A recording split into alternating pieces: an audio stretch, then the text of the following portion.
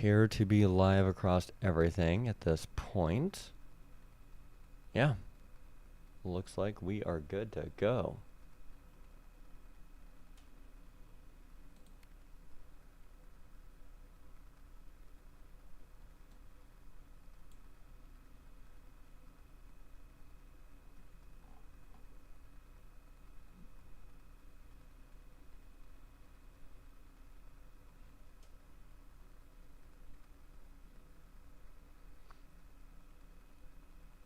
Okay.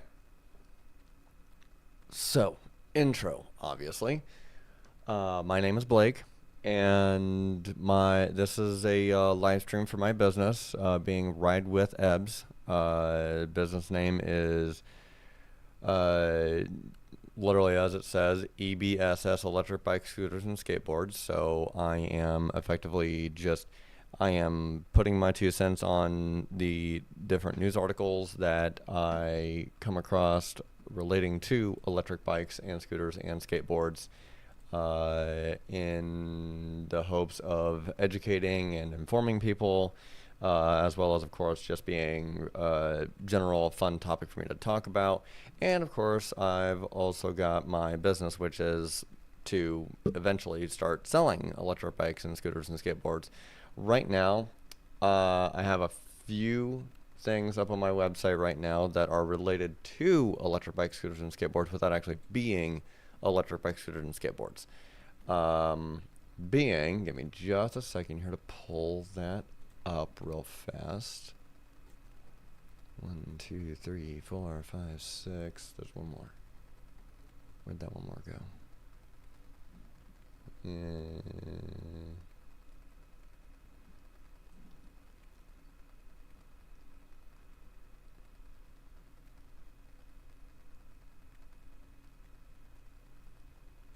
Maybe it is that one. Maybe it is no. Clean Technica. Nope. Where did it go? That one.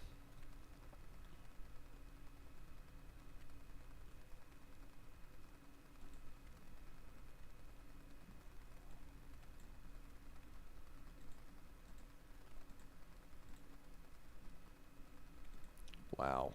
So many ads. Okay. Yeah, that looks fine. Okay, 1, 2, 3, 4, 5, 6, 7. Awesome. Alright.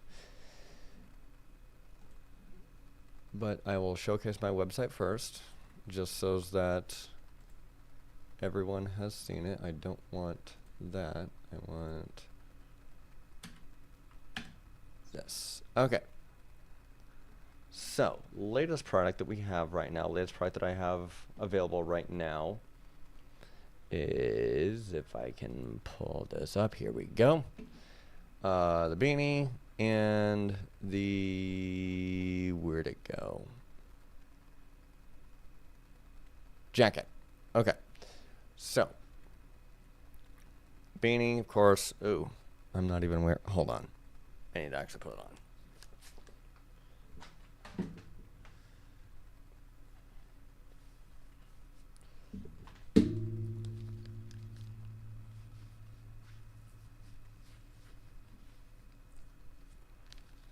Trust me, I've been wearing this beanie almost every day since I first got it.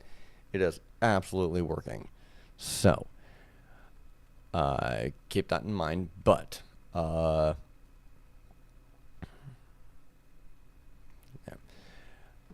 But yeah, no, I have been wearing this beanie every day for about 4 weeks now. It has gone through the wash, I want to say 2 or 3 times, and it is still looking very pristine. If you cannot tell, I will go ahead and just put myself on camera here real fast. It is still looking very, very nice, and it's still just as comfortable. It hasn't stretched out too much, which is kind of a good and bad thing, because I wear, I've got 2 sets of headphones that I wear. These are not, I'm not counting these. But one set of headphones that I wear are the Shox bone conducting headphones, in which case they wrap around the back of my head.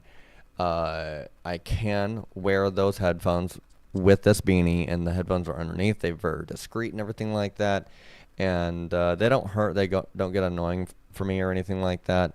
They do stretch out the beanie a little bit, but it's still a very comfortable fit. It's a very snug fit, but it's still a very comfortable fit. And then of course my JBL over-ear headphones, which they wear just like these do. So that being said, and then of course new product launch is the premium jacket that we have. We will be testing this out further for just general, like, how water resistant is it, and the model here that I worked with, her name is Jay, and we will be testing it out further, but she's already worn it for the past the 14 days, and it has held up. She's also been testing out a sweater that we just haven't been able to get on video yet, but again, we're working on it, minor details. Keep in mind, I'm showing this and saying something about this because of the fact that any ads that you see on this video across any platform, being Facebook or Twitch or YouTube, because right now, at least I hope I'm live across everything, or at least I should be. Any ads that you see on any platform, or even like TikTok, for example. Sometimes I go live on TikTok. I need to go live on TikTok more often. But any ads that you see on this video, or any clips or anything like that, know that I'm not making any money off that. I'm not making any money off those because I am, at the end of the day, I am an e-commerce business. I am a branded e-commerce business, and I make money off the fact that you as a customer buy the products that I have listed on my website. I'm not doing any kind of crazy, like, $400 or $500 or $600 markup on the products or anything like that. These are very, if I cannot use these products on a regular basis, or if somebody that I'm partnered with cannot use these products on a regular basis without them wearing out and tearing and just not being a good quality overall, I will not list it on the website. I don't want to just hawk cheap garbage on my website with a ridiculous markup or anything like that. So know that, just keep in mind that if there's a product on my website, know that it's gone through testing of either me or somebody that I am partnered with, as far as just everyday normal wear and tear type deal. And so I'm not a faceless, nameless factory. I am sourcing my stuff. I am sourcing the products and everything like that from reputable factories that they've been around for a little while. Yeah, sure, they change their name every once in a while to something else or whatever the case is, but I put the products that I test out through the paces and everything like that to make sure that I've got quality products listed on my website. And at the end of the day, I am working on building something, building a brand that withstands the test of time, like Apple or like Harley Davidson, or like name something that's withstood the test of time. I'm not a middleman, peddling garbage online for a quick buck. Otherwise, I wouldn't be doing these live streams like this. And all the money that, all the profits and everything like that that I get from the business are going to go straight back into the business to help it grow as fast and aggressively as possible. So, wanted to mention that real fast as just, putting it out there, just so that you're not like, well, why is this jacket so salty? It is absolutely worth the money. It is absolutely worth the money, I believe. Otherwise, I wouldn't list it on my website at all. So, at any rate, getting right down to brass tacks. One of the first articles, and I actually, I took last week off, if you couldn't tell, because of the fact that the holiday season just absolutely kicked my ass. There was no getting around some of the stuff that my family and friends were wanting to do, and so I just decided, you know what, to hell with it. I'm not even going to do my live stream last week, and I didn't. Um, and one would think that would give me enough time to prep for finding way more articles than what I would really need to have a 2 or 3 or 4 hour long live stream. I'm gonna absolutely try my best to cap it at 4 hours. I don't want to be editing for 8+ hours, uh, and because I'm also doing the editing. I'm doing the editing. I'm doing the research. I'm building the website. Yes, I'm using Shopify. I'm not coding the website or anything like that. But at the end of the day, I'm as much of a one-man show as anyone can be, uh, without learning computer programming languages in the same context that I'm not doing my taxes manually and writing everything down, physical handwritten pen and paper, and then sending snail mail into the IRS being like, okay, I've crunched my numbers manually, everything like that. So um, I'm not going that far with it. I pour as much money as I possibly can into making sure that everything is as smooth an operation as possible. I can only do so much, obviously. I have a part-time job that pays the bills, and that's pretty much it. Uh, and one of the things that I absolutely believe wholeheartedly is that content is king. And if I believe that content is king, especially for growing a internet brand, for growing a for just growing a brand in today's very digital internet world, then I need to absolutely hunker down to create as much content for my business as I possibly can. And the good thing is that I love doing it. So uh, I, if I didn't absolutely love the main macro of creating content for the sake of putting my brand out there, I wouldn't be doing this. And I do. Headaches come along the way, of course, and everything like that. Can't really be helped. But at the end of the day, I love doing this, and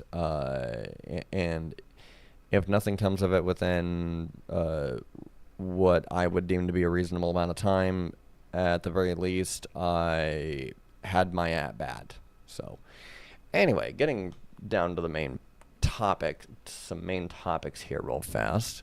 How long have I been live for already? 13 minutes. Okay, way the hell too long of an intro. Wrong one. There we go. Blow that up a little bit. That's too much. Right there's fine. Clear that out. Okay. This one comes from Clean Technica. Clean Technica. E-bikes and electric scooter injuries are increasing by at least 20% every year. It sounds bad, and at first I thought that sounded bad, but then I'm like, it's kind of a good thing in a sense, because at least that means that more people are riding electric bikes and scooters as opposed to driving. So, it's going to be a rough transition. It's going to be a rough transition. I think that that's pretty obvious. But, at the end of the day, it's for the best. I truly believe at the end of the day it's for the best. So, the electric revolution in micromobility has been growing by leaps and bounds, and the number of electric bikes, electric scooters, and other e-transport products on the roads and bike paths seem to be multiplying. Well, yeah, again, yes, they will.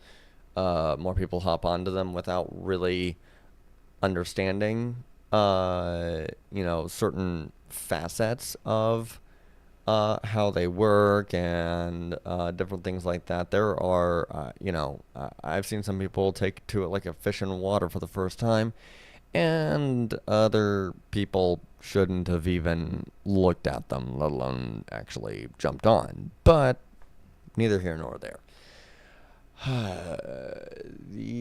Which is a good thing which is a good thing in the push to decarbonize. I'm pretty sure that's a made-up word, but it works. I get what they're saying. Which is a good thing to push in the push to decarbonize transport, which is a good thing in the push to decarbonize transport, but like any innovation, it has a dark side as well. Okay. No, I'm not referring to battery fires. That is a legitimate point, but okay. Which will probably continue to be an issue as long as there are shabby chargers and batteries on the market. Yes. Not to mention unsafe charging and storage practices. Yeah. But rather the risks of injuries but rather the risk of injury but rather the risk of injuries but rather the risks of injuries, especially for young riders. Yeah. A recent report from the U.S. Consumer Product Safety Commission. Okay, yeah. A recent report from the U.S. Consumer Product Safety Commission, CPSC, micromobility products related deaths, that is, yeah, wow. Micromobility related products, deaths, injuries, and hazard patterns highlighted the recent increase in the number of injuries that have resulted in visits to the emergency room over the last 5 years or so. Date from 2017 to 2022 was used in the report. Okay, fair. Let me double check something here real fast. Okay. And while that may be due to the simple fact that there are a lot more micromobility options in use now than there were a few years ago, and so an increase in the number of injuries logically follows, the findings seem to indicate that a significant increase in the percentage of injuries that could potentially be avoided. Let me make sure I read that right. The findings seem to indicate that a significant increase in the percentage of injuries that could potentially be avoided. Okay, yeah. Wearing a helmet, choosing safer places to ride, avoiding distractions while riding, increasing visibility on the road may all help prevent injuries. I think I ran that together. Okay, yeah. Okay. Wearing a helmet, choosing safer places to ride, avoiding distractions while riding, and increasing visibility on the road may all help to prevent injuries, of which fractures, concussions, and abrasions were the most common injuries. That's fair. I would say that's fair, but I would also say to keep in mind that you can have a super high visibility jacket on that's like a construction jacket. You can have a high vis vest on. You can have really good helmet on and everything like that. You can have all the safety gear that you possibly can buy, short of getting basically body armor. it won't matter if drivers don't pay attention. And we all know that drivers do not like paying attention to the road. They're too busy texting and driving, eating and driving, or just even being the biggest dick on the street. That's just the cold hard truth of it, that that has proven to be the case. Uh, will do I advocate for wearing a helmet or for wearing some sort of protection or high visibility or lights or everything like that? Do I advocate for that? Absolutely. Uh, we need to make sure, we as riders need to make sure that we are giving drivers as little excuse to run us over, ram into us, or have any kind of unwanted physical contact with us while on the streets. We want to make sure to give them as little reason to have physical contact with us as possible.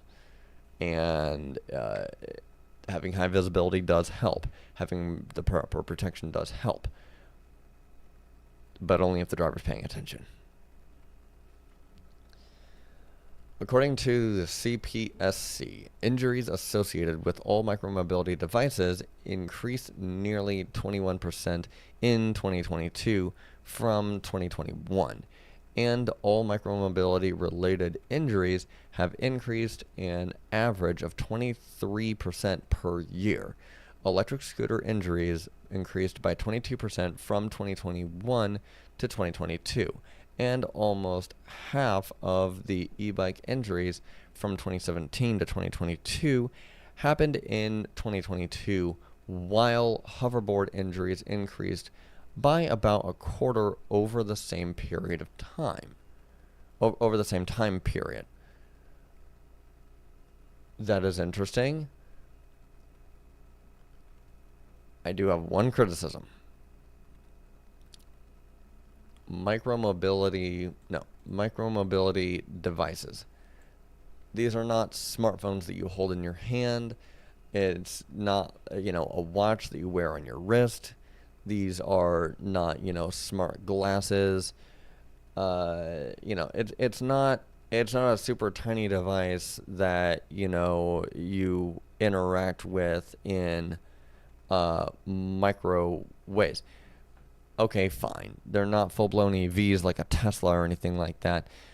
But they also, I think, to call them micro-mobility devices, especially the devices part, unless you're talking about a mini bike that folds in half and is super compact and everything like that, like you can literally fold it up like a suitcase, unless you're talking about those, to call it a device is just, it's almost dismissive of what it really stands for. It stands for something so much bigger than just being another device that you can just go down to Walmart and buy right off the shelf and expect it to last for 5 or 10 years or whatever the case is like that. It's one of those things that to call it a device is just, it almost seems inappropriate. That's just my take on that. But everything else, the hoverboards thing, the hoverboards took off in a way they never should have. And first of all, they're horribly named.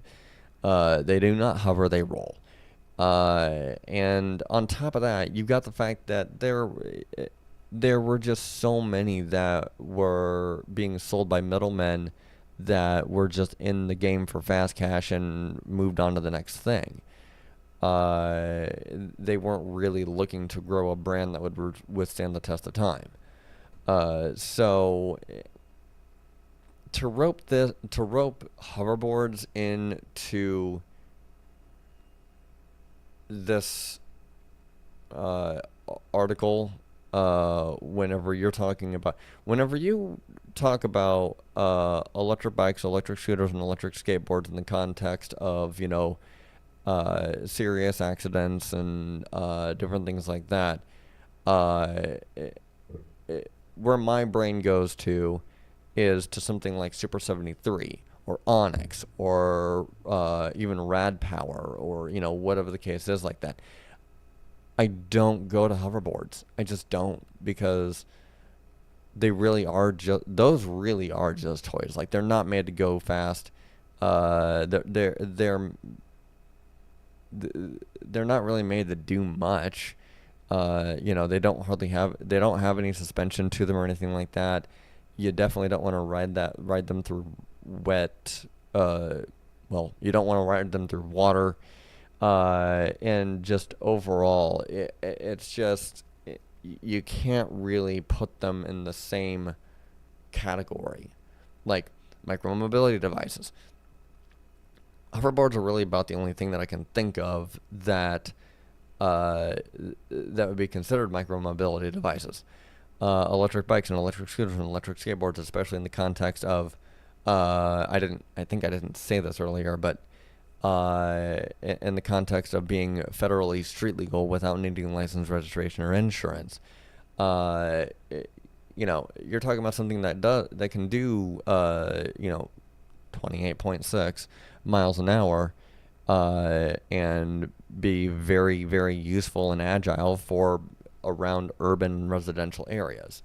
Hoverboards were never made to do that. And whenever I say hoverboards, no, I'm also not talking about the electric one wheels or the electric unicycles. Those are again very different things. Even the electric one wheels, they've had they have had their own controversies where people were pushing them too far. They went pretty damn fast. They went 15 to 20 miles an hour. People were trying to push them faster, and laws of gravity applied, and they wound up face planting themselves into the concrete, or some cases asphalt, depending on where they lived. But the electric unicycles, on the other hand, the one wheel branded one wheel, with the big donut hole in the middle, and your feet are forward and backward from the wheel.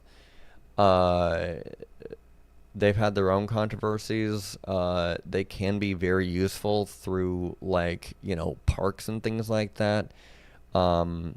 But I can absolutely see where electric unicycles, where you've got the one wheel in the middle and then your feet are, side by side to the wheel, on the right and the left side of the wheel. I've seen people go off-roading with those things, and those things look like they absolutely work as long as you can maintain your balance, which they do help with that.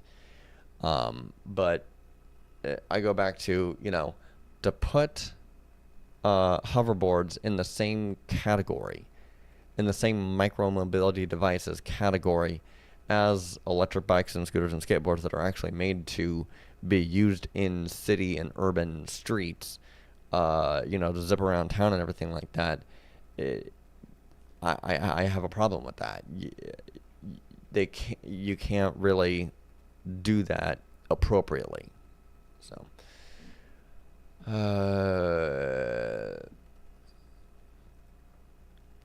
2022 hoverboard. Okay. Electric scooter injuries increased by 2021. I think I already. Nope. Okay.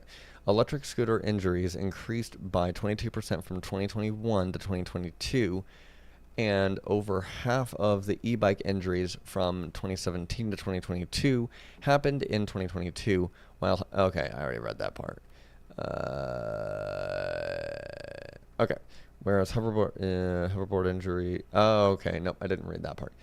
The hoverboard injuries decreased by about a quarter over the same period of time. The injuries, same period of time. The injuries associated with electric scooters, with e-scooters and e-bikes occurred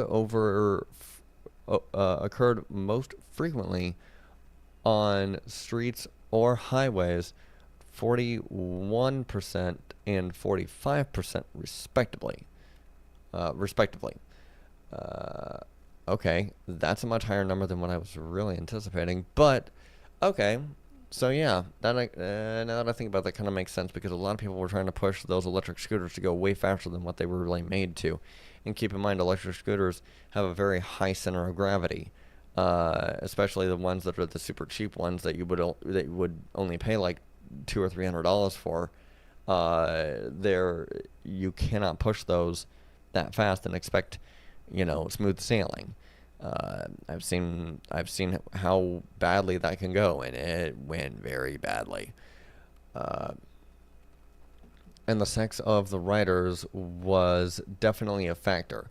As the report found, males accounted for 65% of electric scooter injury and 75% of e-bike injuries, while females accounted for 55% of hoverboard related injuries. The full report is available here. Okay, is there anything else? A separate study found a 71% increase in injuries from electric scooters in teens and children aged 18 and younger from 2020 to 2021, with limited use of helmets, resulting in the head as the most injured body part. Yeah.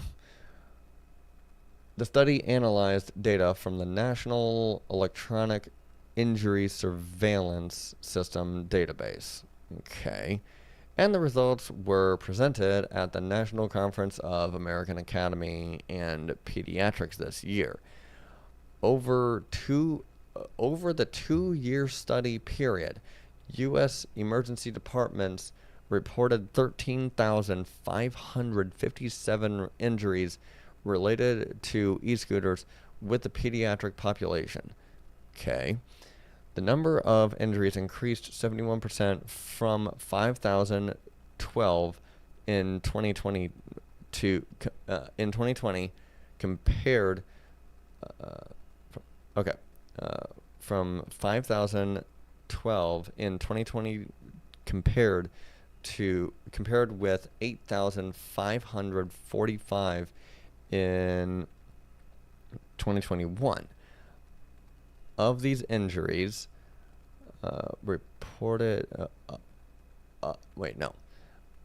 Of these patients, a majority of these were white males ages 16 to 18, with most injuries reported in the spring and summer. That's a given. The most common primary diagnosis was fracture, and the most injured body part was the head. Among cases in which helmet use was reported, only 32% reported wearing a helmet at the time of injury. Okay. Among patients with head injuries, nearly 67% were not wearing a helmet at the time of the injury.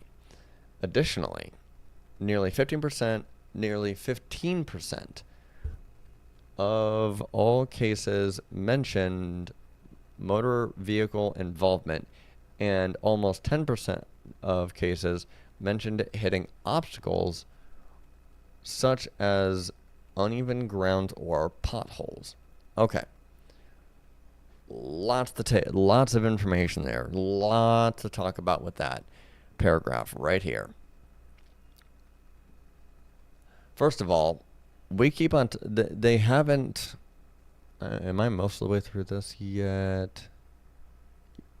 Yeah, I'm most of the way through this. Okay, I don't see the word here. So, there's a very important word that I have not seen in this article yet. And that is the word death. These numbers going up are a good indication of people choosing electric bikes and scooters and skateboards over driving. This is a good thing in this context. Wear a goddamn helmet. For the love of society, and just wear a freaking helmet. It is not that hard. Okay, well, how much is supposed to be hard?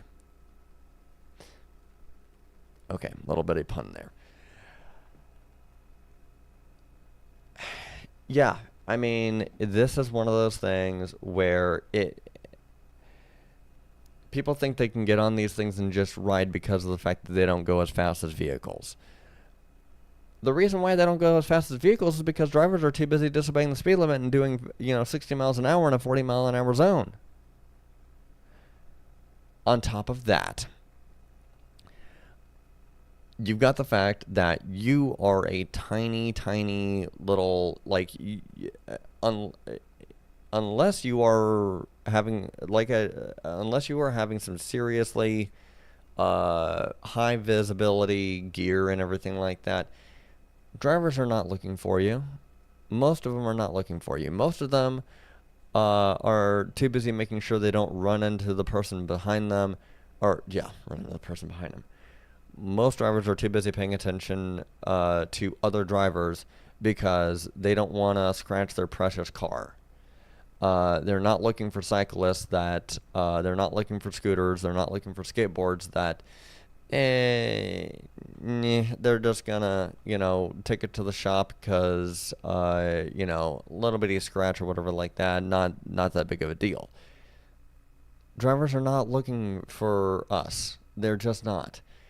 And on the other hand, they are, and based on what this is saying here, not only are they not paying attention to us, in some cases they can absolutely be aiming for us because they don't think that we deserve to be on the road as much or on the street as much as what they do. Newsflash, it's a public street. And streets are supposed to be made for everyone, not just drivers. Yeah.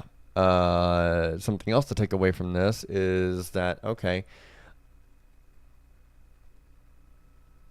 the age group specifically, keep in mind, I didn't, like, I've got my driver's license and now I'm fully legal to drive, everything like that. And I do drive whenever I need to. When I need to.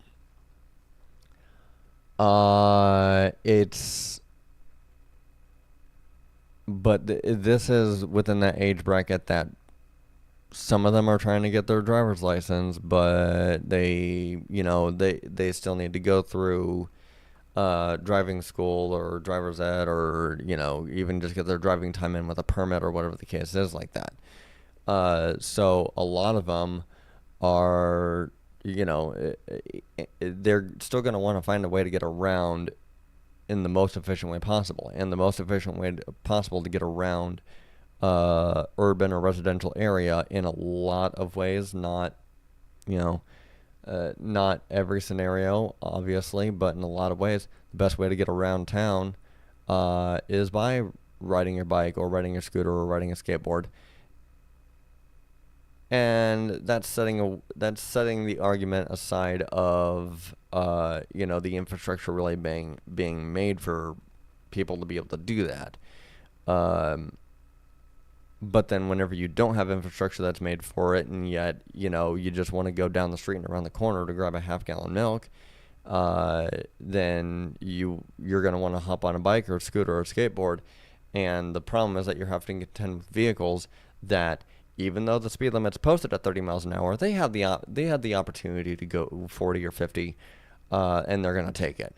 And it just, you get things like this. Something else that I will also point out is that, like I said earlier, the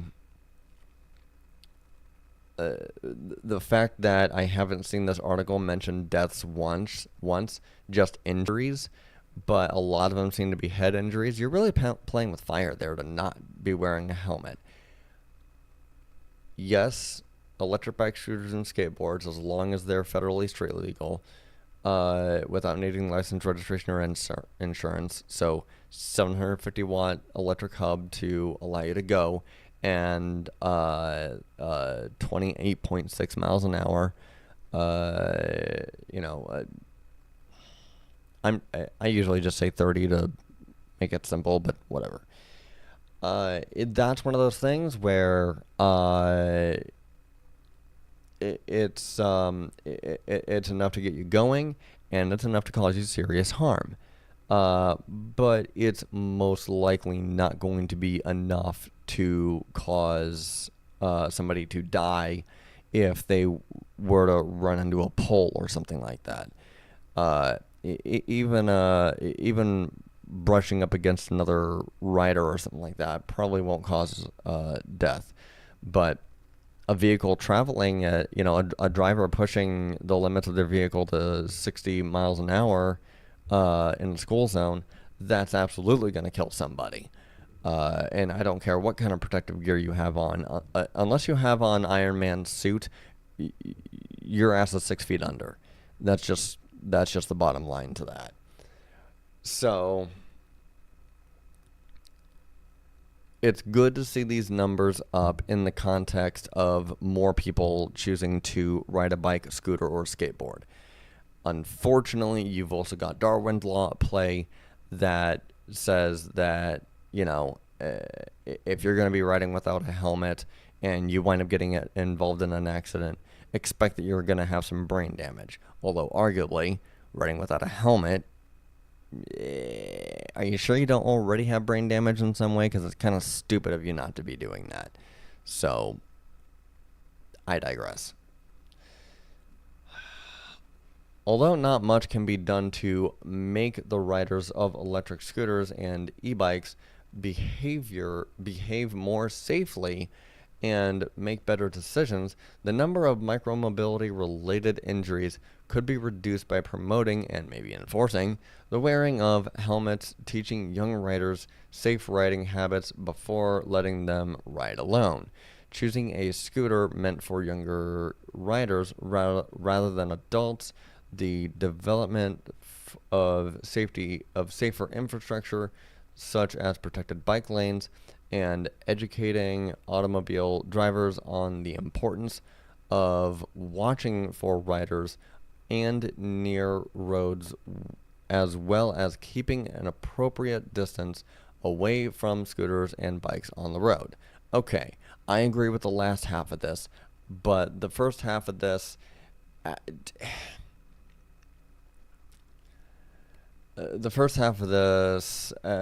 you can only teaching riders how to ride appropriately for it is a very small part of it, because realistically, a driver that's driving a 2-ton tank does have more responsibility to watch out for everyone than a scooter, bike, or skateboard does. They just do, because of the nature of having a bigger, heavier, and more powerful vehicle. You have more responsibility to make sure that you're being safe for everyone, right? So it's the same with guns. If you've got full automatic shotgun or something like that, you have more of a responsibility to make sure you're not pointing that thing at anyone and accidentally pulling the trigger and wind up killing someone by accident. You just do. I'm not gonna sit here and blame the riders whenever the drivers are have more responsibility to be safer on the road than what riders are. Is it a smart idea for a rider to just dart out in oncoming traffic without looking or paying any attention or anything like that? No, it is not. Do not do that. Absolutely practice safe riding. Practice safe riding for everyone, because if we as riders get enough bad apples in our community that are just being brain dead while on the street, then it ruins it for everyone. It paints a bad picture for all. It paints everyone with in a bad light. It puts everyone in a bad light. All of us riders. So, yes, educate both of them. Educate everyone on them. Hey, if you're going to be in a car, you need to watch out for riders. And, riders, hey, don't be pissing off the drivers on purpose just because you think you can. It just doesn't work that way. So, at any rate, okay. I have been live for almost an hour. Wow, that goes by fast. Okay, next article. EVs and hybrids had a noticeable effect on U.S. fuel consumption, says EPA. This is a good thing. I will applaud this. Hopefully we're using less gas because of the fact that we're switching over to electric vehicles.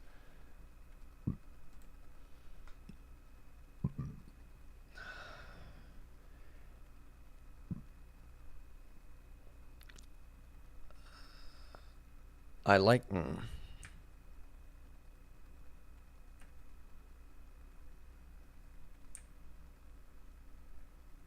That's fine. Okay. I like the idea of drawing the year to a close. I like the idea of drawing the year to a close with some good news for a change. Yes, absolutely, 100%. And I think maybe the U.S. Environmental Protection Agency does as well. One would think. And, Environmental Protection Agency... it's one of those things. That's one of those things where people often forget that an agency or a business or organization, it's a group of people, no different than the group of people that work at Walmart, no different than me or you watching or whatever the case is like that. So, yes. On Wednesday, the EPA published its Automotive Trends Report, which now included data for the model year 2022 vehicles. Okay. And the data is good. Record low carbon emissions and record high fuel economy. The biggest improvement year on year for almost a decade. Awesome. Yes. This is definitely good news all the way around. For my 2022, the EPA says the average real-world CO2 emissions for all new vehicles fell by 10 miles to the gallon. Oh my God.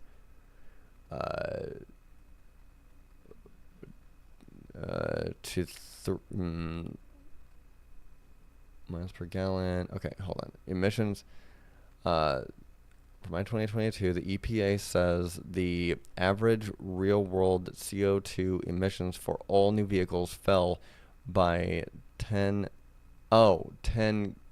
gallons per mile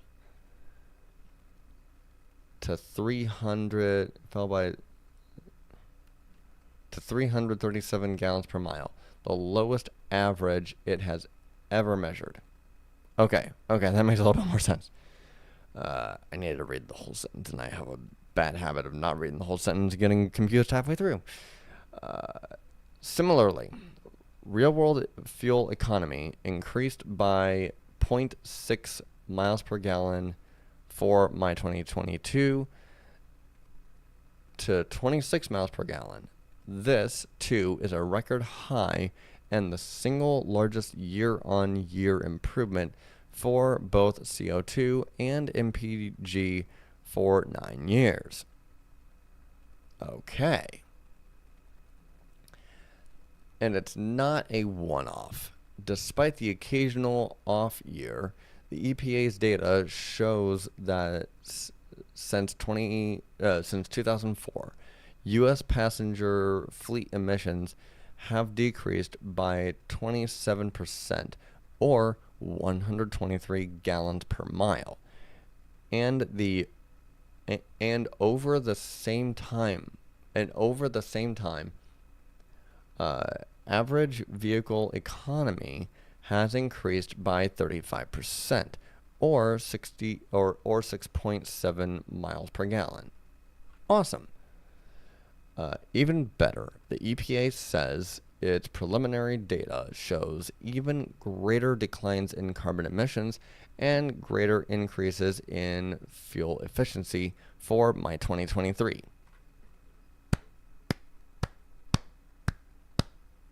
Let's keep it going. Let's keep this trend going. The report splits light passenger vehicles into 5 buckets: sedans/wagons, car SUV, aka a crossover. Oh, okay. Truck SUV, pickup truck, and minivan/van. The difference between a car SUV and a truck SUV is a regulatory definition that includes weight thresholds and things like, does it have all-wheel drive? Okay, fair enough. Come on. Okay. Even more good news. Here in my 2022, 4 of the 5 categories are now the most efficient they have been since the EPA started keeping tabs on this sort of thing. Awesome. Sedans and wagons saw their emissions decrease 11 gallons per mile for my 2022. Okay. Car SUVs decreased their emissions by 2020. Car SUVs decreased their emissions by 27 gallons per mile for the same model year. Pickup trucks recorded an 18 gallon per mile decrease, and truck SUVs improved by 4 gallons per mile. Awesome. I will mention that it was actually it was 2 years ago now, something like that. I think it was 2 years ago. Yeah, it had to have been 2 years ago.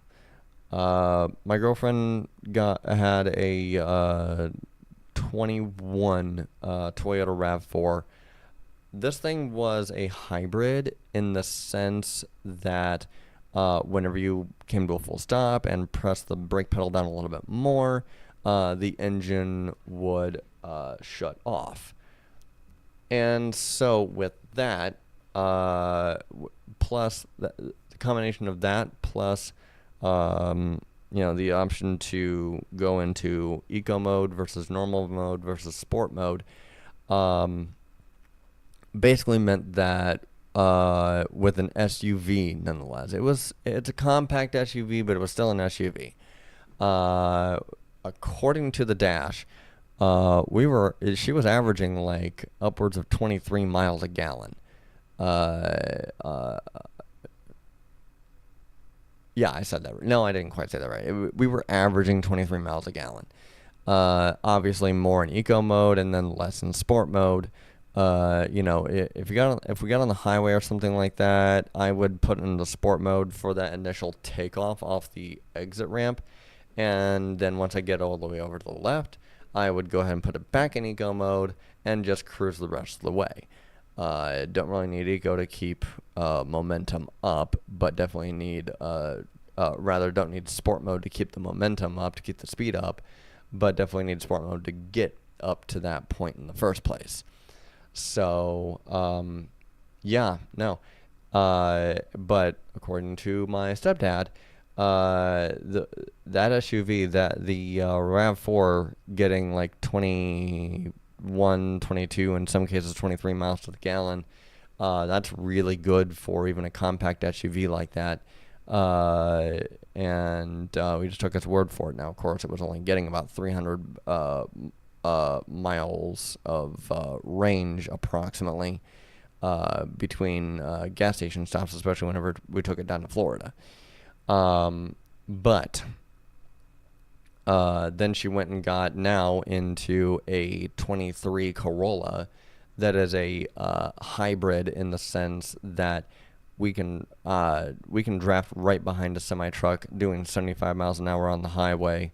Well, there's 65 to 70 miles an hour on the highway, and the RPM will just drop down to zero because at that point it's just using pure battery.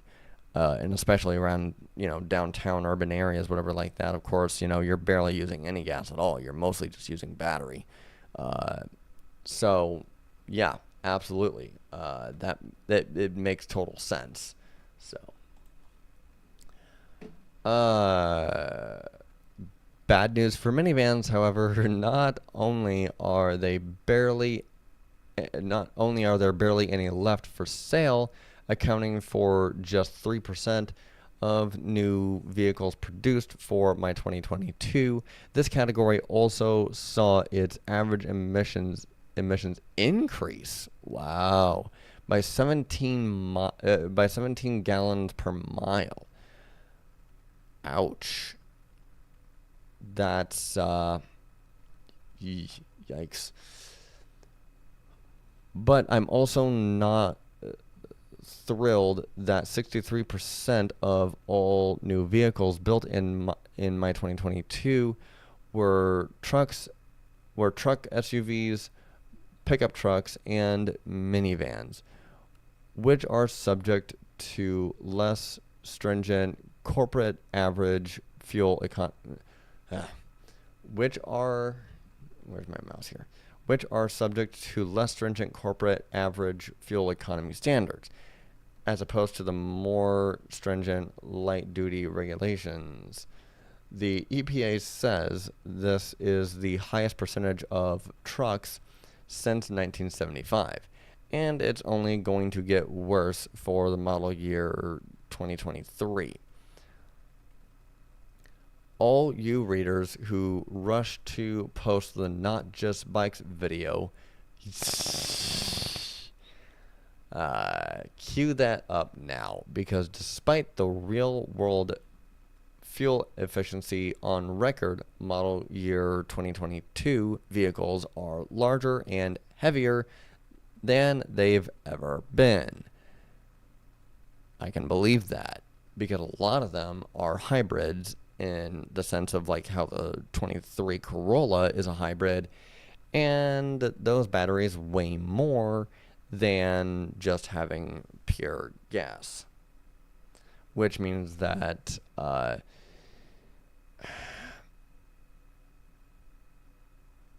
which effectively means that they're causing more wear and tear on city streets. That's just the nature of it. Who did best? Who did worst? The EPA report also calculates trends for each OEM over the past few years, so we can see who's getting better and who's getting worse. I'm often effusive about the engineering and quality of new Korean vehicles, and there's yet another point in my favor. They lead the way in fleet average efficiency, 29.1 miles to the gallon, and carbon emissions, 302 gallons per mile. Is that G for gallons per mile? I'm not sure at this point. Hold on a second. Have I been saying it wrong the entire time?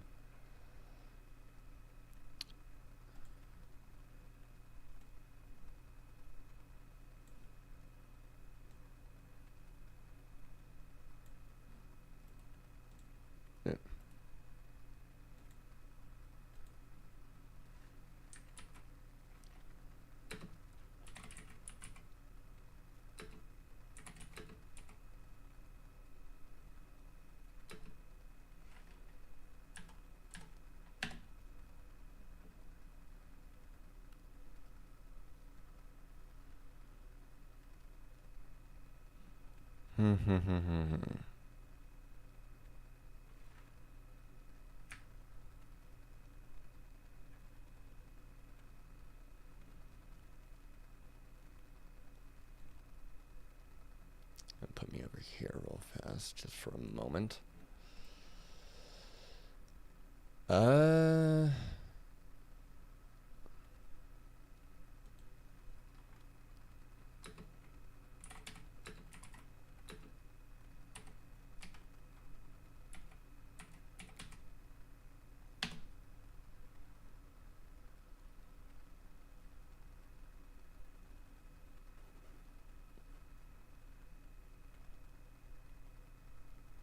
Yeah, I really don't know.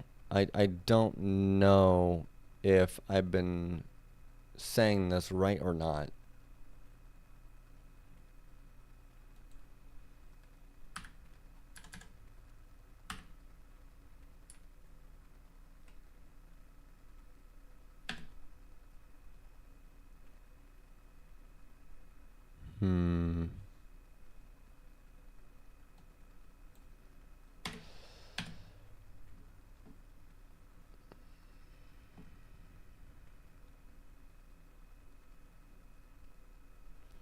Researchers at Duke University say that drivers find it easier to select the right answer when it is gallons per 100 miles. Okay, so that is gallons. Okay. Whew. I thought that, ooh, okay.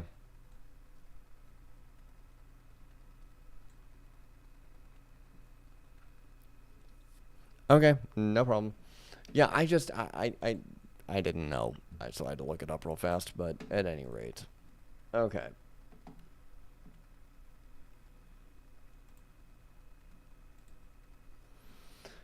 Okay.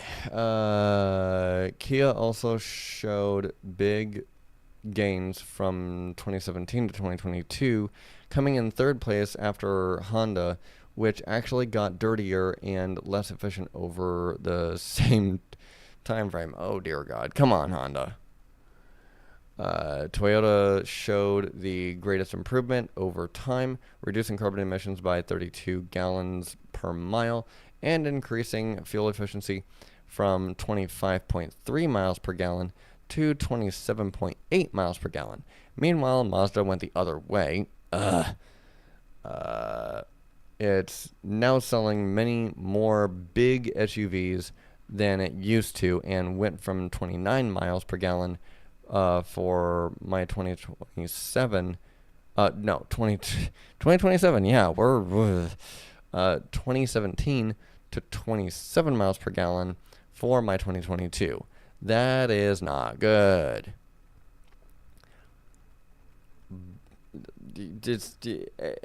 We're gonna. I'm going to hold on to the fact that most people seem like most of these car manufacturers, at least from this article, are actually doing the right thing. You know, they're making cars that are more fuel efficient, which is an overall good thing.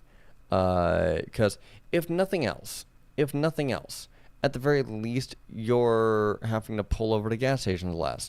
You know, you're having to fuel up less. Different things like that. So, all in all, the technology for vehicles to consume less energy, uh, it, it's immaculate. It's amazing. It's awesome. I applaud it absolutely. And eventually, I hope that in my lifetime I see no automotive manufacturers making any gas-powered cars. That's just, like I said, within my lifetime. I plan to live, up over 100 years. I'm hoping that I live a long, healthy, and prosperous life. I'm probably gonna make it past the 100-year mark. If I make it to, let's say, 105, I'll be happy. So, at any rate, But yes, I applaud I applaud this 100%. Okay, you can go away.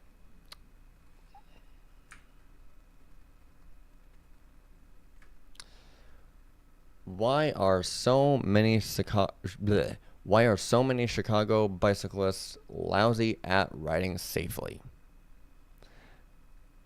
This is one of those articles that I just happened to come across before I jumped onto this live stream. And to be honest, I didn't even read it really, but I think you already know where I'm going to go with this. The police should enforce the Chicago Municipal Code and ticket those who are not following common sense regulation while riding their bikes. And a reader from Jefferson Park writes, if it's so common sense, we shouldn't need to make it a regulation at all. It is absolutely ridiculous that I think it's absolutely ridiculous that we have to have so much regulation just to stop idiots from doing stupid things. Personally, I think we should let Darwin's law take more effect than what we typically do. However, I also understand why and how that is a very unpopular opinion. That's my stance on it, though. Now, as far as this is concerned, specifically, if you start ticketing people who are riding a bike for what I'm going to call traffic hacking, where it's not necessarily illegal to, jump from a street onto a sidewalk for a brief period of time because traffic is backed up. It is not. In some cases, it can be a smart move. I've done it before because I had to in order to keep going. I have zipped past countless cars, effectively lane splitting, but not really, because traffic was backed up because of construction. Or it was just backed up in general because it was, 5 o'clock.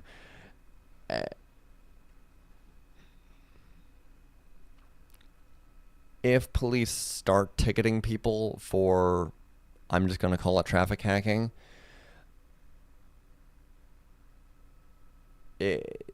you're effectively going to tell cyclists that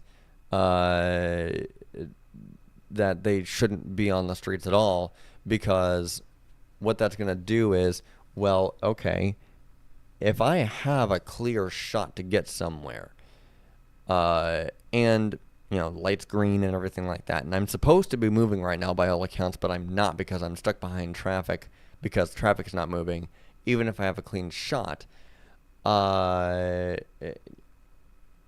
a cyclist, sure, go ahead and go. What the hell am I supposed to do? Wait around in traffic like everybody else just because of the fact that everybody else has stopped? No, of course not. If traffic is stopped because of a train, obviously I'm going to wait on the train. Or I'm going to find a way around the train. I'm not going to jump a train between the cars or anything like that. But, in the case of, an accident or something like that, I'm going to whip right around that accident. I am. And, I've come across construction that had the street blocked off in the past. And I wound up just hopping onto the sidewalk for, that block and riding on the sidewalk to get around the construction to get to where I needed to go. I think I was probably going to work at the time or something like that. So if they're talking about ticketing people for doing that, that's not going to go over well. The whole running red lights thing, it's a tricky subject. On the one hand, the only real reason why we have so many traffic lights is to try to slow down drivers from just ripping through a downtown area as if they're on the highway. I don't believe that we need more traffic lights and stop signs. I believe we need more roundabouts and more narrow streets. I think in a lot of ways we should go backwards to go forwards. So, do cobblestones, do bullards, do things, put in infrastructure that actually incentivizes drivers to slow the hell down. I don't think we need more regulation. I think we just need better infrastructure. Just need better infrastructure. We need better infrastructure. We need more respect for human life. And we need more people that are willing to jump on a bike, scooter, or skateboard as opposed to feeling like they have to take a car because everybody else is taking a car. That's what we really need. We do not need more regulation. We do not. Regarding the story, Illinois Supreme Court finds Chicago not liable for cyclists who hit potholes on the roads not intended for bikes. What? What did I just regarding this story? Illinois Supreme Court finds Chicago not liable for cyclists who hit potholes on the roads not intended for bikes.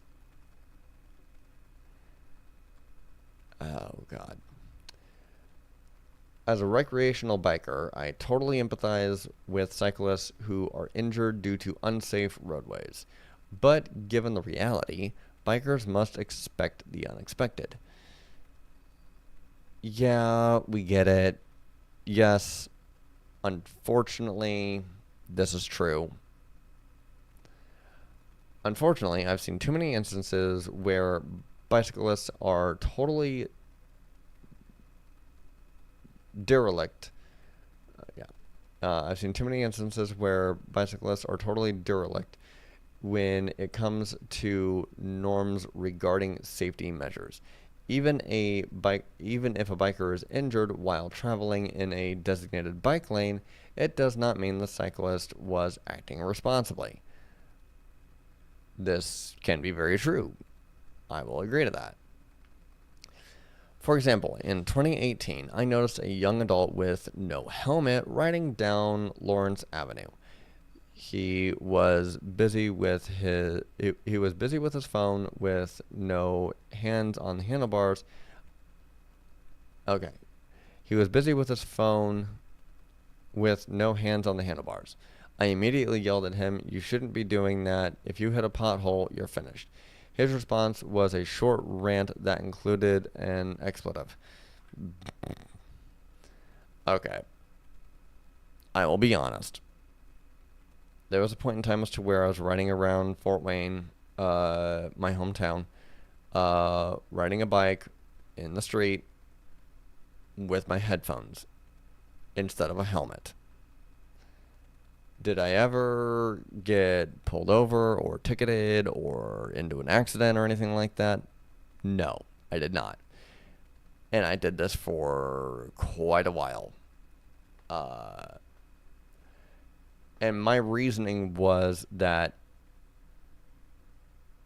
my reasoning was that I'm either going too fast or too slow for a helmet to really matter. Long story short, I found out that I could get essentially super lightweight motorcycle helmets, and put an intercom inside a motorcycle helmet, and that would give me music and navigation and phone calls, and it'd be able for me to take phone calls and different things like that. So I went ahead and opted for that. Plus, I just felt super cool wearing a motorcycle helmet. And especially since I was going to be getting an e-bike pretty soon, e-bike with a motorcycle helmet just makes sense. Even a lightweight one makes more sense than even a lightweight motorcycle helmet for an e-bike makes more sense than a standard bicycle helmet, because you're not riding a standard bicycle, you're riding an electric bike. So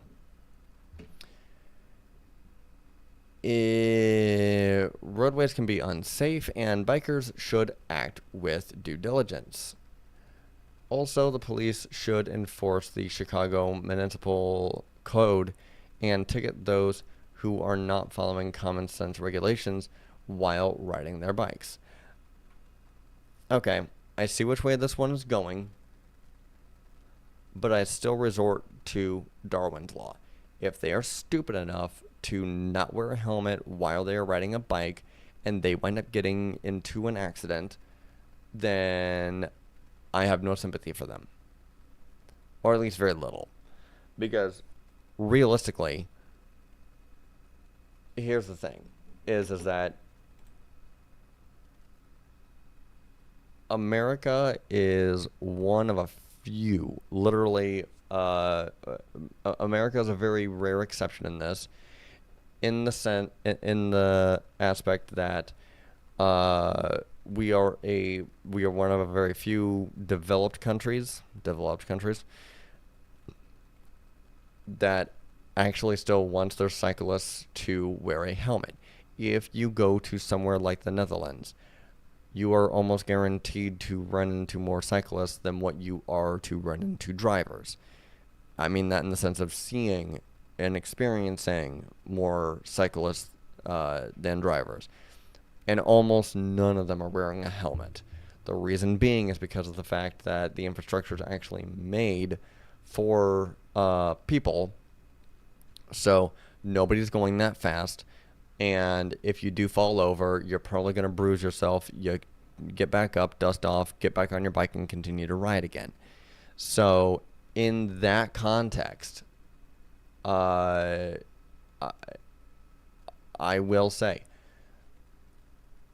this is kind of where I'm split between let Darwin's Law take effect, and if the cyclist gets ran over by a driver, they get ran over by a driver. However, I also take the other stance that I mentioned earlier and say drivers need to pay better attention to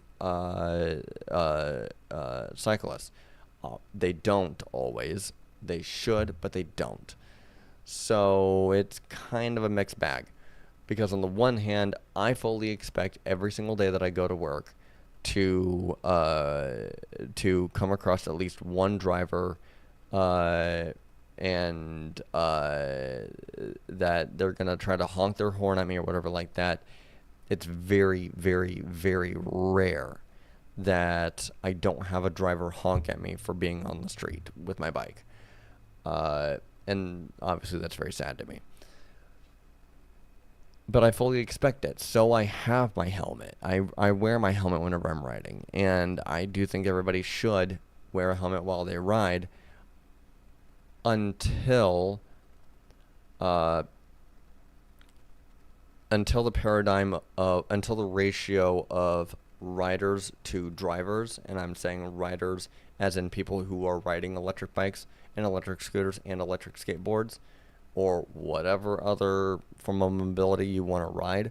So I'm categorizing riders in that way. But getting back to the other point, though, I do think that all riders should wear a helmet until the ratio of riders to drivers in urban areas on a daily, year-round basis shifts. I'm working on it. I know of a few other brands that are working on it, and I know that I'm not going to stop working on it until I just straight up can't for whatever reason. But it would take a hell of a lot for me to not be able to work on this. So, at the end of the day, my goal with this business is to help shift the ratio of riders to drivers. And in doing so, people people like me, we can start lightening up on, always wear your helmet. Because if you're not fighting drivers on a daily basis whenever you're riding, you actually don't need one. Because you don't have to go that fast, or you don't have to worry about being ran over, or whatever the case is. So that's my 2 cents on it. I'm kind of split down the middle of Darwin's Law took effect, but at the same time, we shouldn't have to.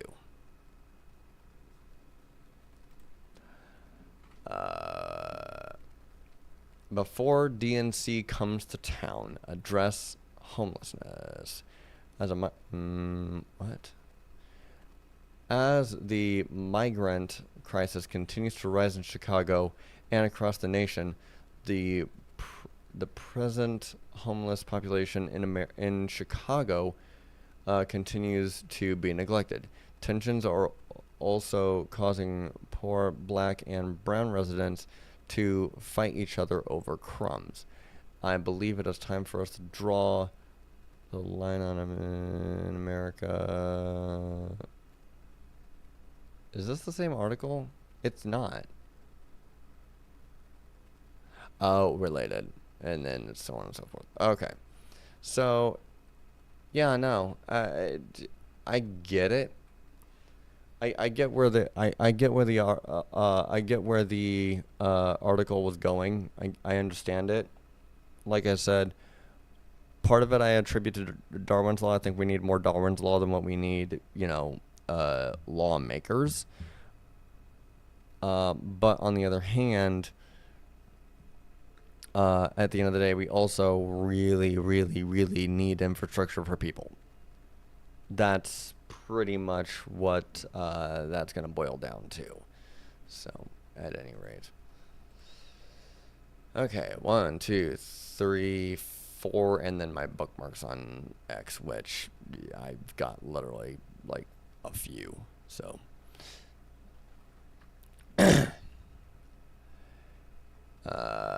okay.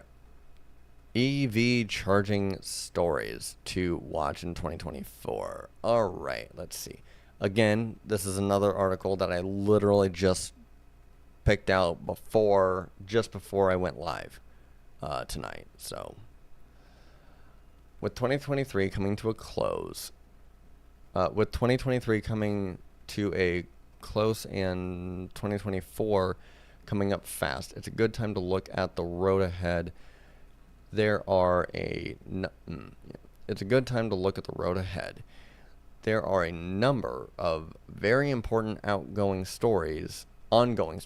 There are a number of very important ongoing stories on the 2024 map that should develop in important ways during the next year. In some ways, the whole charging landscape is going to change in drastic ways. Tesla NACS adapters. One of the top stories of 2024 will be the continuation of the biggest story of 2023, the switch to Tesla's NACS plug. Pretty much every company has announced that they are going to switch, but nothing has actually happened yet. Yeah, that's because of the fact, partially, because of the fact that they announced this earlier this year. Even USB-C for smartphones didn't catch on 100% with all phones sold within the year. It took 2 years.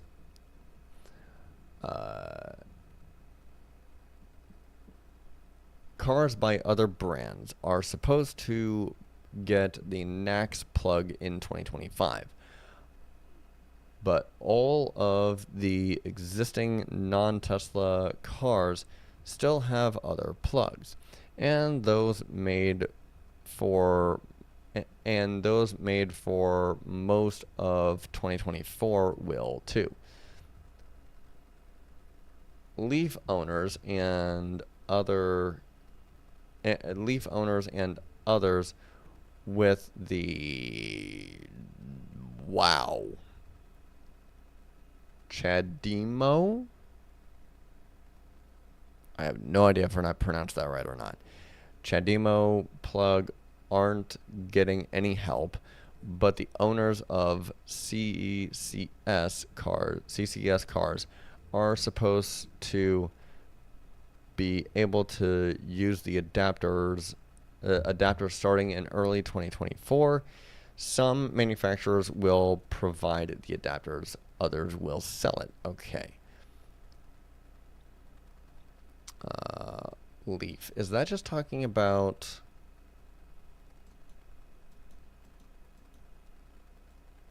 Is that just talking about the Chevy Leaf? I don't know.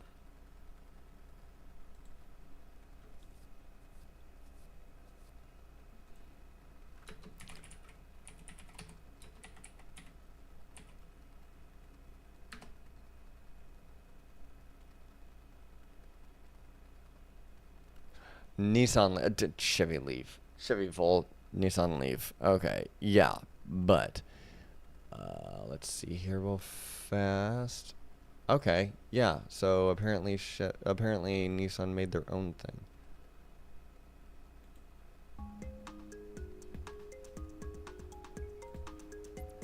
Meet the new filling station. The best place to charge your 100% electric Nissan Leaf is right here in your home. The Nissan home charging dock is built and installed by our partner AeroVironment. It's compact, easy to set up, and it's weatherproof, so it can be installed inside or out. Getting your home ready to charge is done in 3 simple steps: assessment, payment options, and installation.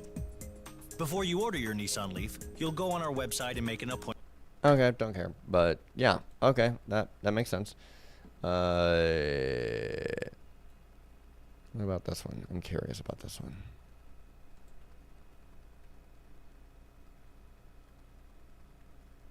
Interesting. Is it being phased out?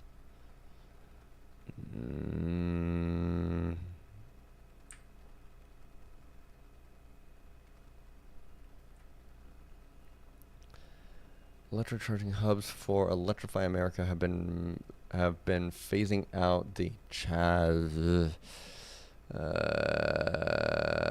Okay.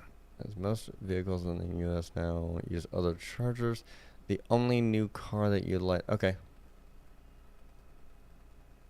Okay. Okay.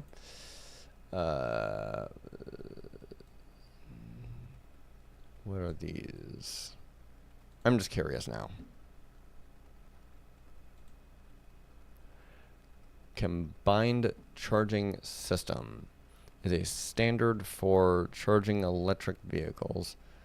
It can use combo 1 CCS1 or combo 2 CCS2 connectors provided to provide power to up to 350 kilowatts. Okay, okay, okay. Yeah, that's not bad.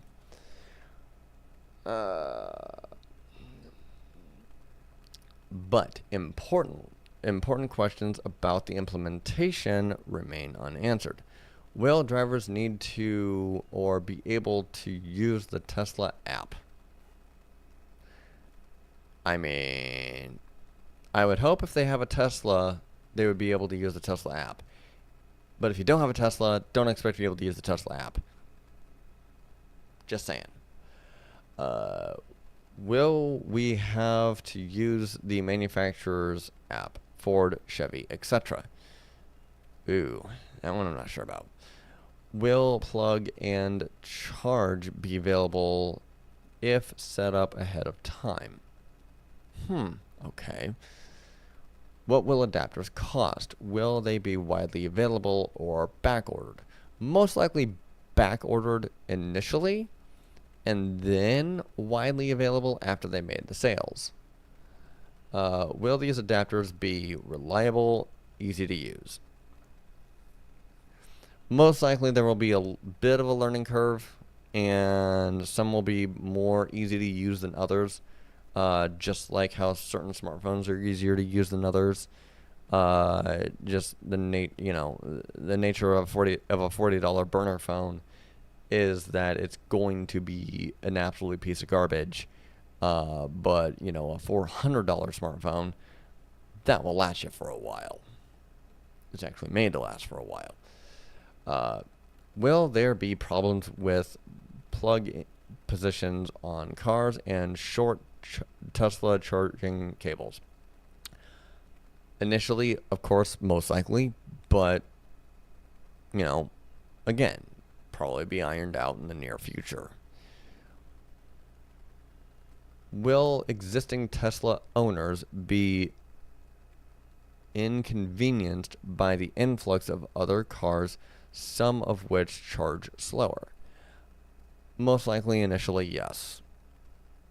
Some Tesla owners are already inconvenienced by the fact that if all of a certain size, like if you get a row of chargers lined up and you've got 2 charging cables per charger, if you plug in your Tesla whenever somebody else's Tesla is already plugged into the same charger, you're both charging super slow. Unfortunately, that's just the nature of how electricity flows. It splits itself in half whenever you have whenever you have one output outputting the 2 different chargers at the same time. I don't know why that's even a thing if that's the case, but it is. We'll definitely be watching to see how this all works out in the coming year. Obviously. Something else I will mention is that all these charging stations and everything like that that are popping up, and the different ways that all of them having different charging adapters and everything like that, electric bikes, scooters, and skateboards will accept a charge from a standard wall outlet, a standard home wall outlet that you plug your laptop into, you plug your microwave into, whatever the case is like that. All of them will pretty much take the same thing. There is no adapting required. If you're just commuting around town locally, they are perfect for that. Continued in EVI station build out. The availability of adapters doesn't necessarily mean that the non-Tesla charging network is done for. There are still many places where the supercharger network doesn't reach yet, and there's plenty of room for additional growth, both in terms of geography and capacity. I would hope so. We need chargers in more places, and we need all of the chargers we can get. In other words, yes, 100%. And this goes very well in line with, you know, it's the chicken or egg thing. Do you build out infrastructure of vehicle chargers before you sell the vehicles? So that way, whenever you sell the vehicles, you don't need to worry about the increased demand of charging network. Or do you sell more vehicles to prove that more places need to install car chargers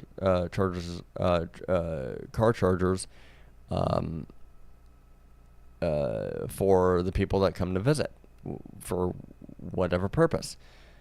It's a very chicken or egg thing. Well, you know, which do you do first? You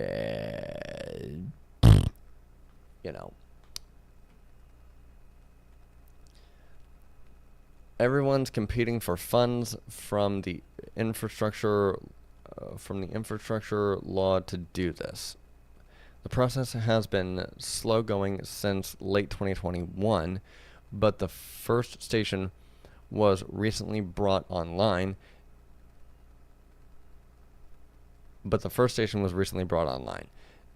Even Tesla is getting in on the action in some states by offering Magic Dock to be eligible for funding. I mean, that makes sense because at the end of the day, Elon has said this numerous times. At the end of the day, he just wants to help accelerate the transition from internal combustion engine vehicles from ICE vehicles to fully electric vehicles. So he not only welcomes the competition, he wants it to hurry the hell up. And the problem is that it hasn't been. It's been rather stagnant. And so, I will always argue that, before Elon actually started making electric vehicles, fully electric vehicles, it was stagnant, and I don't think I would have seen electric vehicles take off in the way that they have in my lifetime if it hadn't been for Elon. Not to say that it wouldn't have happened at all, or that it wouldn't have happened, much later in my life, but at this point, I'm pretty sure I'm going to be able to,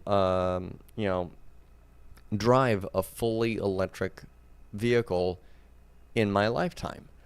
Be it for, of course, longer commuting, road trips and different things like that. I think I absolutely see that in my future now. Whereas before Elon was doing this, it just wasn't. Like, it wasn't a thought to me. I didn't think anything of it realistically. So, it's just one of those things that, I'm really happy to see this. I wouldn't say slow going since late 2021. To call it slow going, and yet to still say that it's been within the last half decade, well within the last half decade, is a little bit of a it's a little bit of a hypocritical statement to me. Because something like this to happen over a few years, that's not slow going. That's just not. You're talking about changing the way that people fundamentally move. There's nothing slow about having this amount of change since 2021, and arguably even before then. It's still well within a reasonable time frame, I would say. We're finally reaching the point where we'll start to see more stations open, and that's going to be a process throughout 2024. By the end of the year, we'll probably see hundreds of new stations pop up where they are badly needed. I would hope so.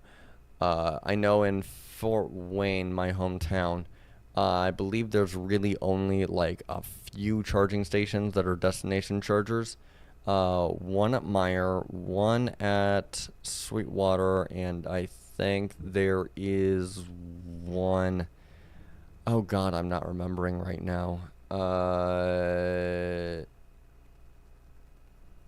Okay, so there's actually two Meyer locations that have them, and then the other one is Sweetwater. If there's another one out there, I don't know. Well, you know what? To hell with it.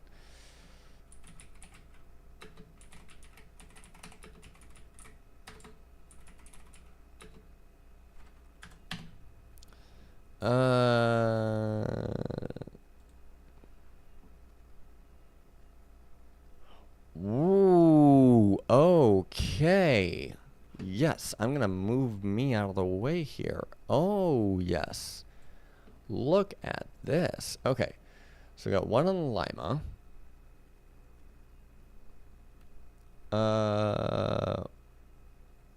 Is that the same thing? No. Okay, one on Lima, one at Illinois, one at North Clinton. I think that's gonna be a Kroger.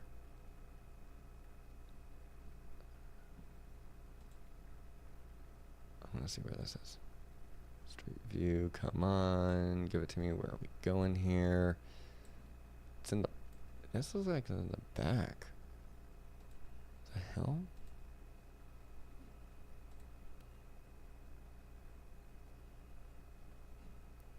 Destination charger. Where is that? Wow. Okay, they put one back there. Interesting. Destination chargers.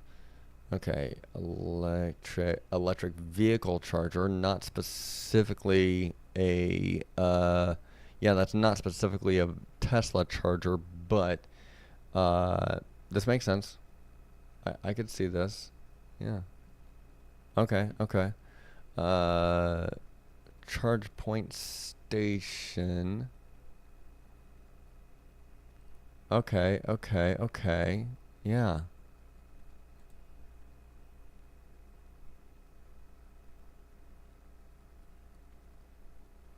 Huh. Okay, I see where they are here. Right. They're like right inside the. Okay, okay. Well, these aren't Tesla chargers, but I don't know if these are gonna work for Tesla EVs or not. Yeah, I'm not sure if these are gonna work for that, but okay. So yeah, there's still really only one, two, and I think there had to be one like it was like way the hell out here. Yeah, there it is. Okay, yep. One, two, three. Okay, so there's three Tesla charging stations, but there are two more, it looks like, that they're not Tesla specific, but they are. Okay, yeah, there's a few down in here too. Wow, okay, look at that. Awesome. Absolutely. All right. So, yeah, no, absolutely, 100%. That is very interesting. That is very fascinating to know that.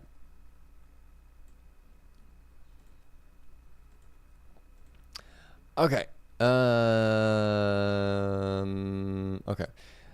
This is going to be great news for drivers all over the United States. Yes. Improvement efforts at existing and future non-Tesla charging sites. Yes. The existing EV charging networks that brought NACS down on the industry aren't out of the game either. Some of them are having financial problems, but they're all working to get reliability up where it needs to be.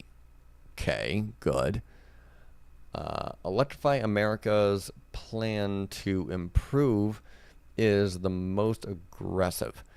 Instead of trying to fix existing stations that are giving drivers so much trouble, the company is working to rip the oldest designs out that couldn't take the punishment of heavier use, especially in California, and replace them with the latest design. The last of Dieselgate money, the last of the Dieselgate money, the last of the Dieselgate money the company was required to spend in California is going to at least partially go towards doing that. Okay, okay. I don't agree. I if that's if hey, I'm live right now. Let me call you back. If if the destination chargers from Electrify America were really that bad, to me that says more that they were just being neglected than anything else, or they cut so many corners to make them that they wouldn't have withstood the test of time anyway. So hopefully hopefully, you know, management and ownership changed hands for Electrify America, or something happened. I don't know. Uh, but to just rip out the old and replace it with new for the sake of ripping it out the old and replacing it with new, it doesn't really fix the underlying problem, when the underlying problem is that you're making garbage and expecting it to work for a long time for the public, especially for public use. So, it just, I don't know. That one's that one's a not so good one to me, but I could be wrong. If I'm wrong, and it's really just that, they didn't anticipate it being that bad, or whatever the case was like that, then they really missed then they really just, it really just, I don't know. I don't even know. Uh, this won't bear fruit immediately, and it's sad to see EA need to rebuild instead of grow, but the current problems will probably be a blessing in disguise. As it pushes everyone to compete instead of leaving non-Tesla drivers relying on less reliable networks. In 2024, the pressure to perform will be higher than ever. Absolutely. And yeah, like I just said, it's sad to see them just replace the old with the new.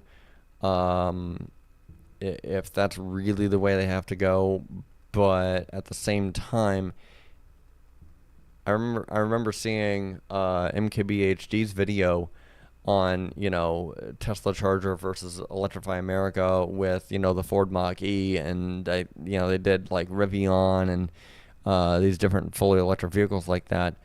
And what happened was that the Tesla absolutely just dominated, not based on performance, but literally just based on charging, because they went for a super long road trip that they actually did need to charge a couple of times. And the Tesla chargers, they were just working. They were just working straight up.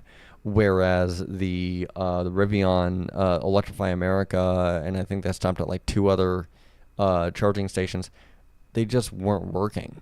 They just weren't. So it really screwed them royally. So, EVgo is seeing reliability improvement too.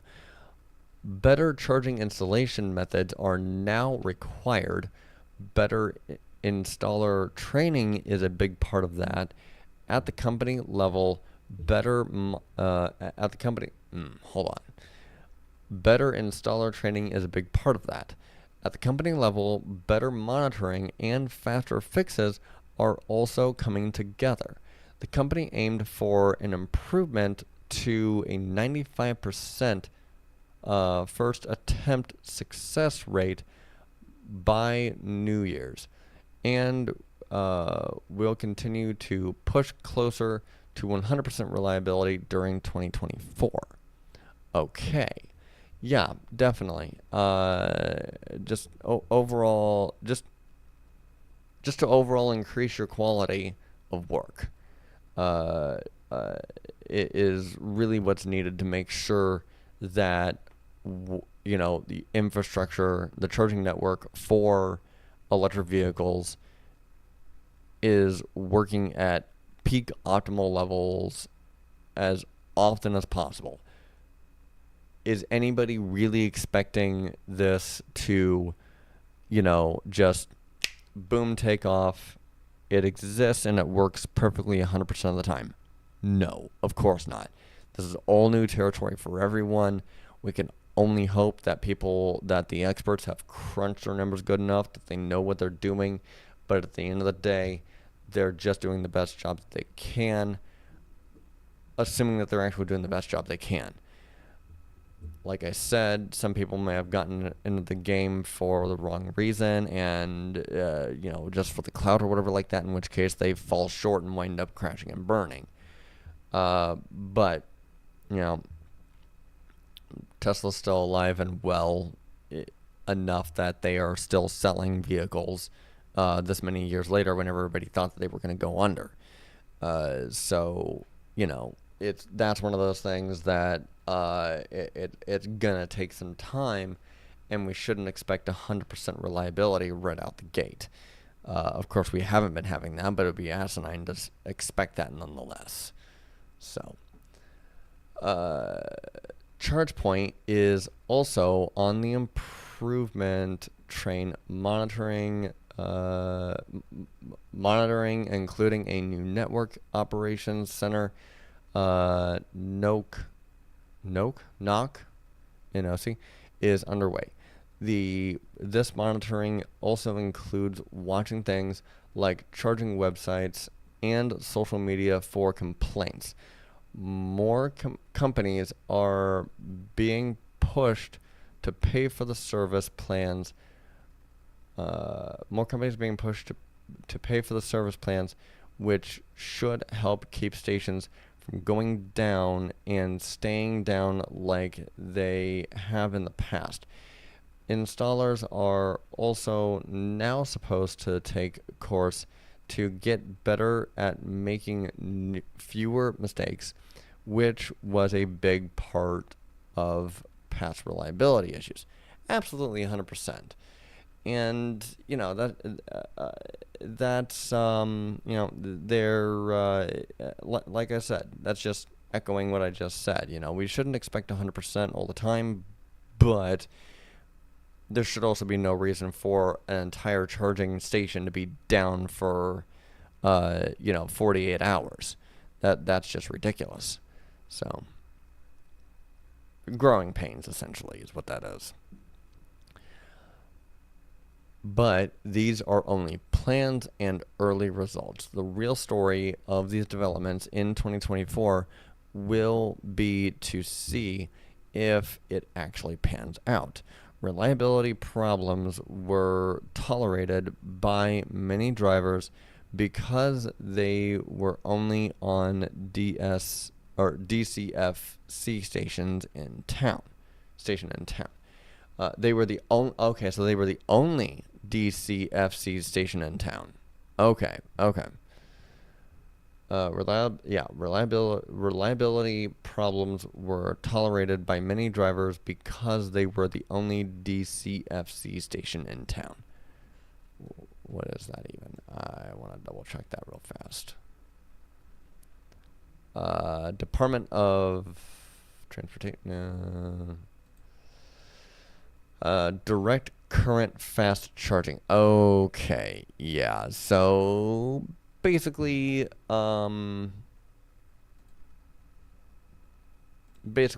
Tesla's super fast charging stations. But as more towns have DCFC nearby or in town, the less reliable stations are going to lose out on a lot of revenue. This is, yeah, absolutely. So I'd like to see all of these providers stay in business and for all of their stations to be very reliable in the future, because we all need the stations we get. Because we need all the stations we can get.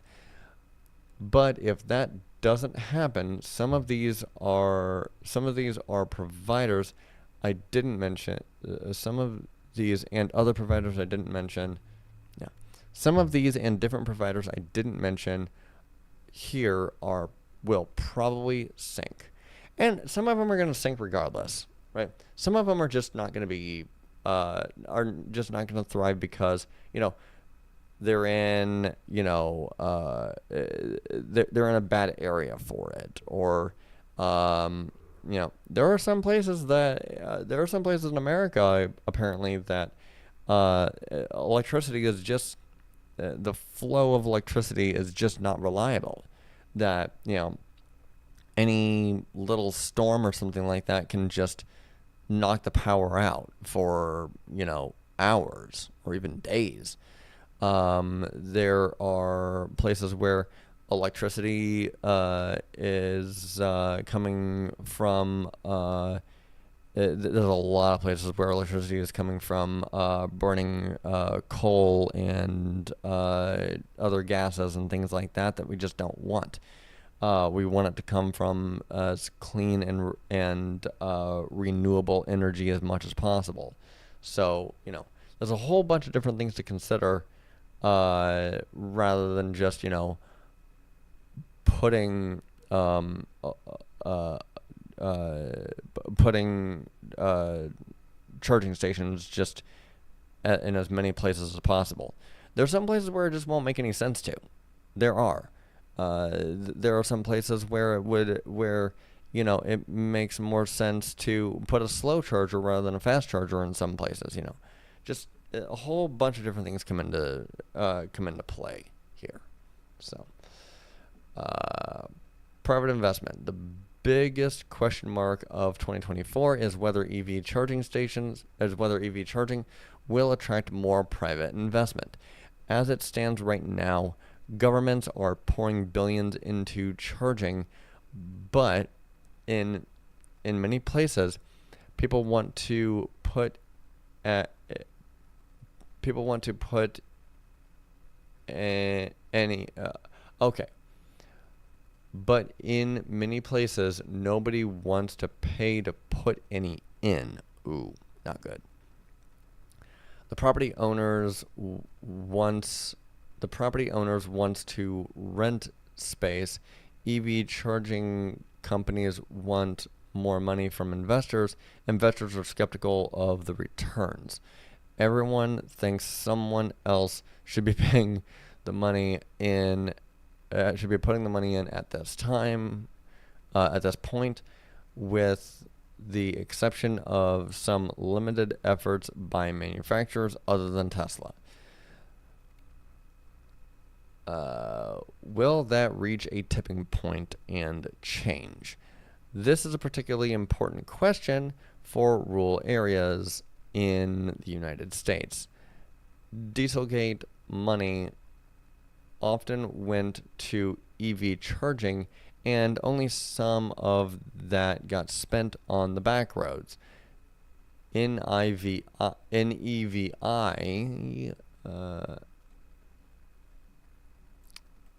what does that even stand for?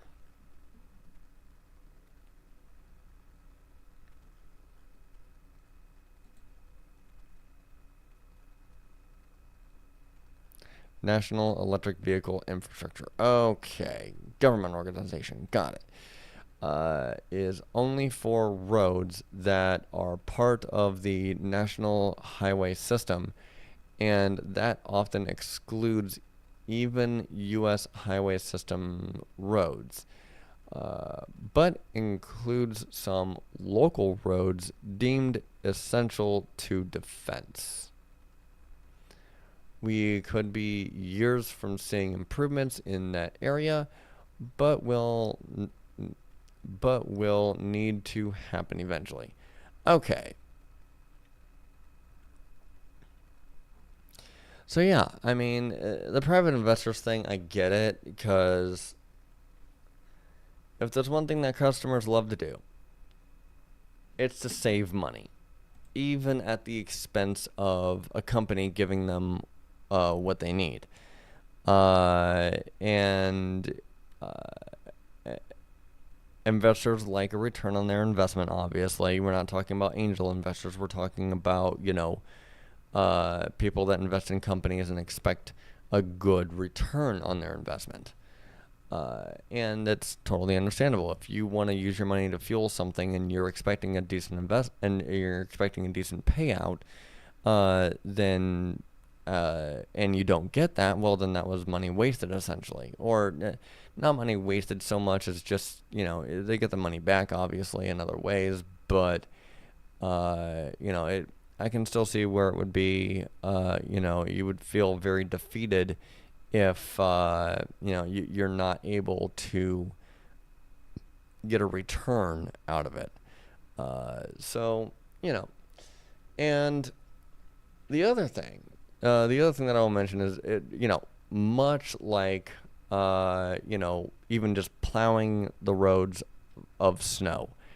They're gonna focus on the main streets first. Obviously, they're gonna focus on the main big roads first, and if rural areas, if back roads through residential areas and things like that get any at all, then it's a great day. So, it's understandable.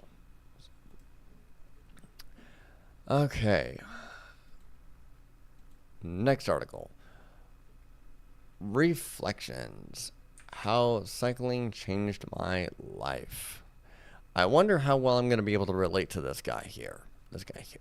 I wonder how well I'm going to be able to relate to this guy here.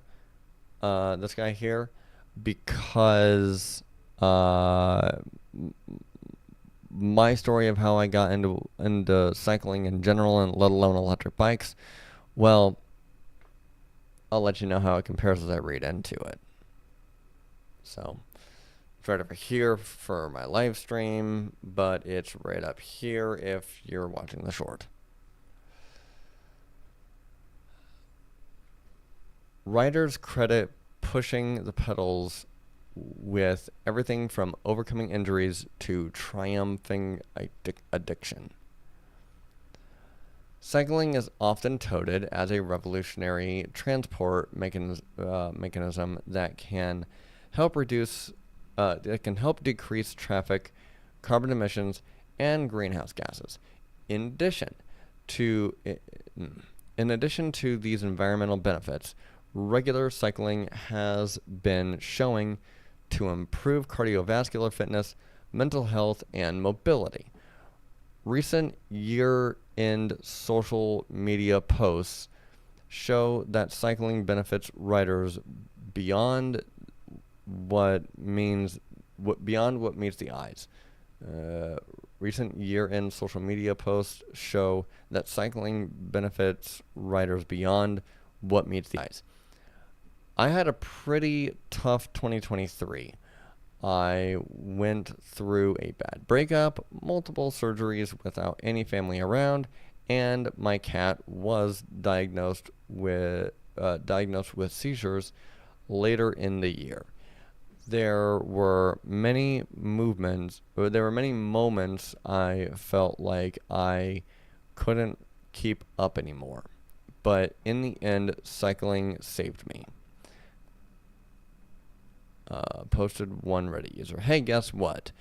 Reddit's not completely filled with garbage. You've got supposedly this person that went through hell and back, and he came out on the other side, hopefully, the way that legendary badasses do. So, I congratulate that. 100%. They explained that over the past year, I went on so many solo rides, including my first half century. I want to double check how long a half century is. Like for biking. I'm not remembering right now.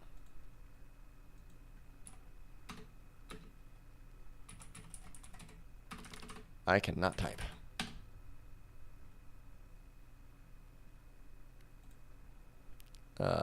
50 miles. 50. Okay, wanted to make sure. I thought so, but I wanted to make sure about that. My first half century. Okay. My bike took me to many places in the city that I hadn't visited before. Physical benefits aside, I was forced to sit with my thoughts for hours, and it actually helped me to process my thoughts and allowed my grieves and anxieties to come through properly. Lately, I have been making good discoveries and realizations about myself on my ride. I think cycling was my way of meditation. Because of it, cycling, because of it, because of it, I'm in a much better place mentally. Another poster, like many athletes, found cycling after suffering an injury. Cycling not only changed his sporting focus, but it also helped him to quit tobacco.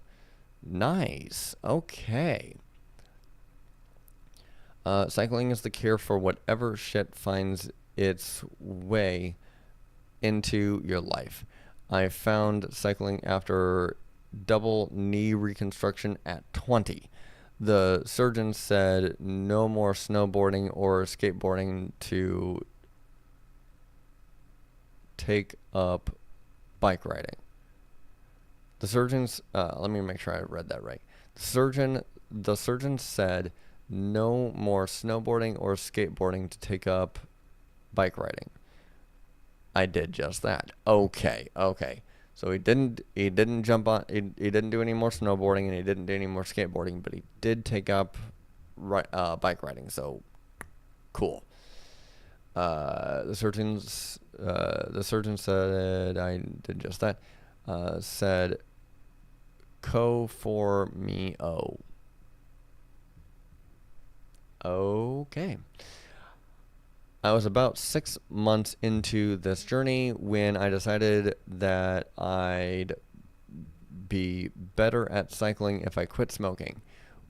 We'd get to the top of the climbs on our mountain bikes and have a smoke.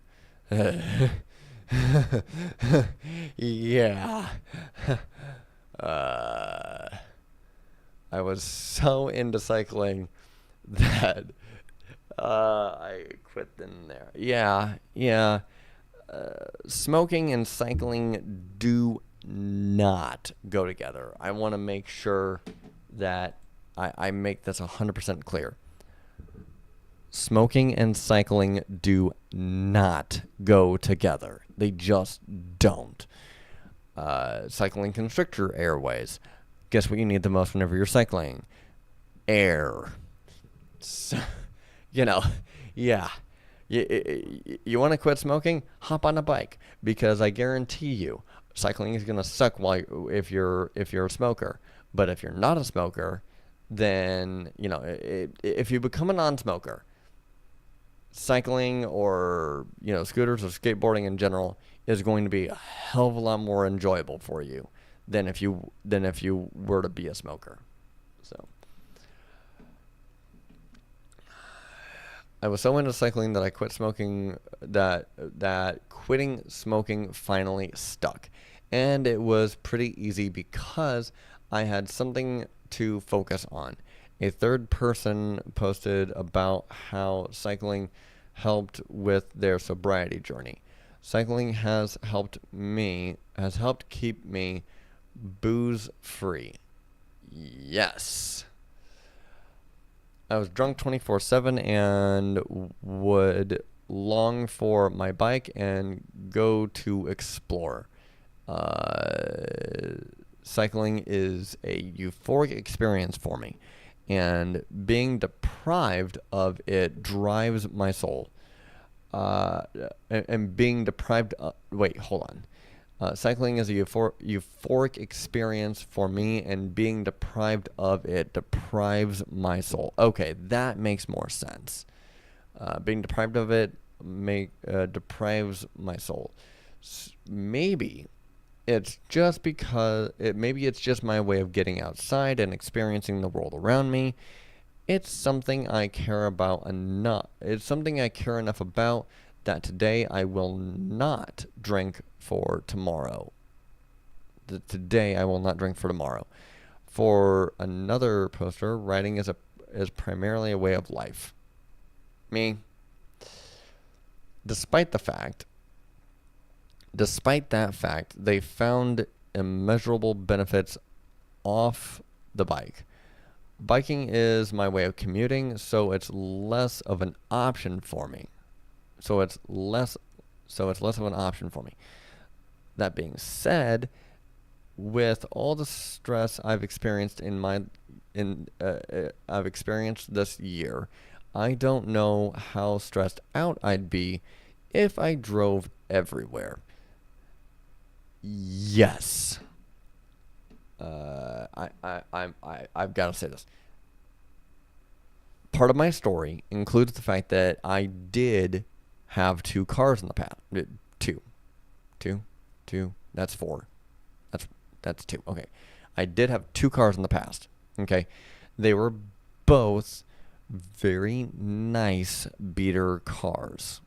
I know it's one of those things where whenever I went car shopping, even if I was looking at older, heavily used cars and everything like that, I'm not a car guy by any means. I have, even at the time whenever I was car shopping and, I had it in my head that I needed a car, I couldn't care less about, horsepower or, torque or, going super fast or anything like that. Don't get me wrong, I've still got a lead foot. However, it's less of the sport for me and more of the comfort, right? So whenever I go car shopping, when I went car shopping, I would always lean more towards, don't get me wrong, I still wanted a decent amount of horsepower and everything like that, but I would look less at the sports cars and I would look more at the luxury cars. I liked the idea of the comfortability of it. Everybody I've heard people talk down to Teslas because of the fact of the panels, the panel gaps being quality of build in general. But whenever I look at a Tesla, whenever I'm experiencing a Tesla, whenever I'm looking into the research and everything like that, I'm more focused on the tech and I'm more focused on the overall experience of, how comfortable of a ride it is. That's the two main things that I'm focused on whenever you talk about a car with me is, the comfortability and the tech. So that's just me. But where I was going with this really was I didn't realize how stressful, how much stress driving was causing me until I stopped driving, until I stopped driving and started cycling. Granted, cycling can still be stressful in some ways, but not nearly as much as driving is. And it's not even close. Like driving and operating a motor vehicle is so ridiculously stressful. And if you've never ridden a bike to get somewhere where you would usually drive, you won't know. You won't understand it until you do that. Just saying. So. It's less euphoric experience for me. Drive my soul. It's less of an option. That being said, it's less of an option for me. That being said, with all the stress I've experienced in my life this year, I don't know how stressed out I'd be if I drove everywhere.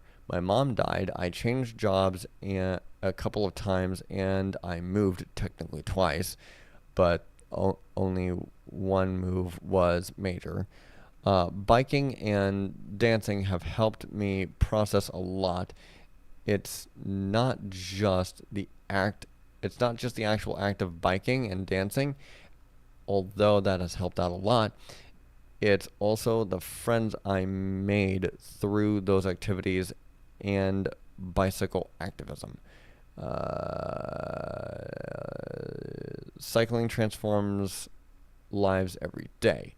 Whether this change happened after riding your first bike as a child or a special bike as an adult. Nothing compares to the moment when I remembered what it was like to cycle. Remember that ride. Remember that ride because yeah. Remember that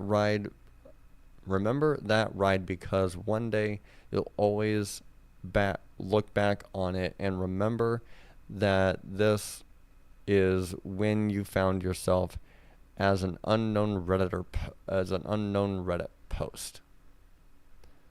Yeah, 100%. So,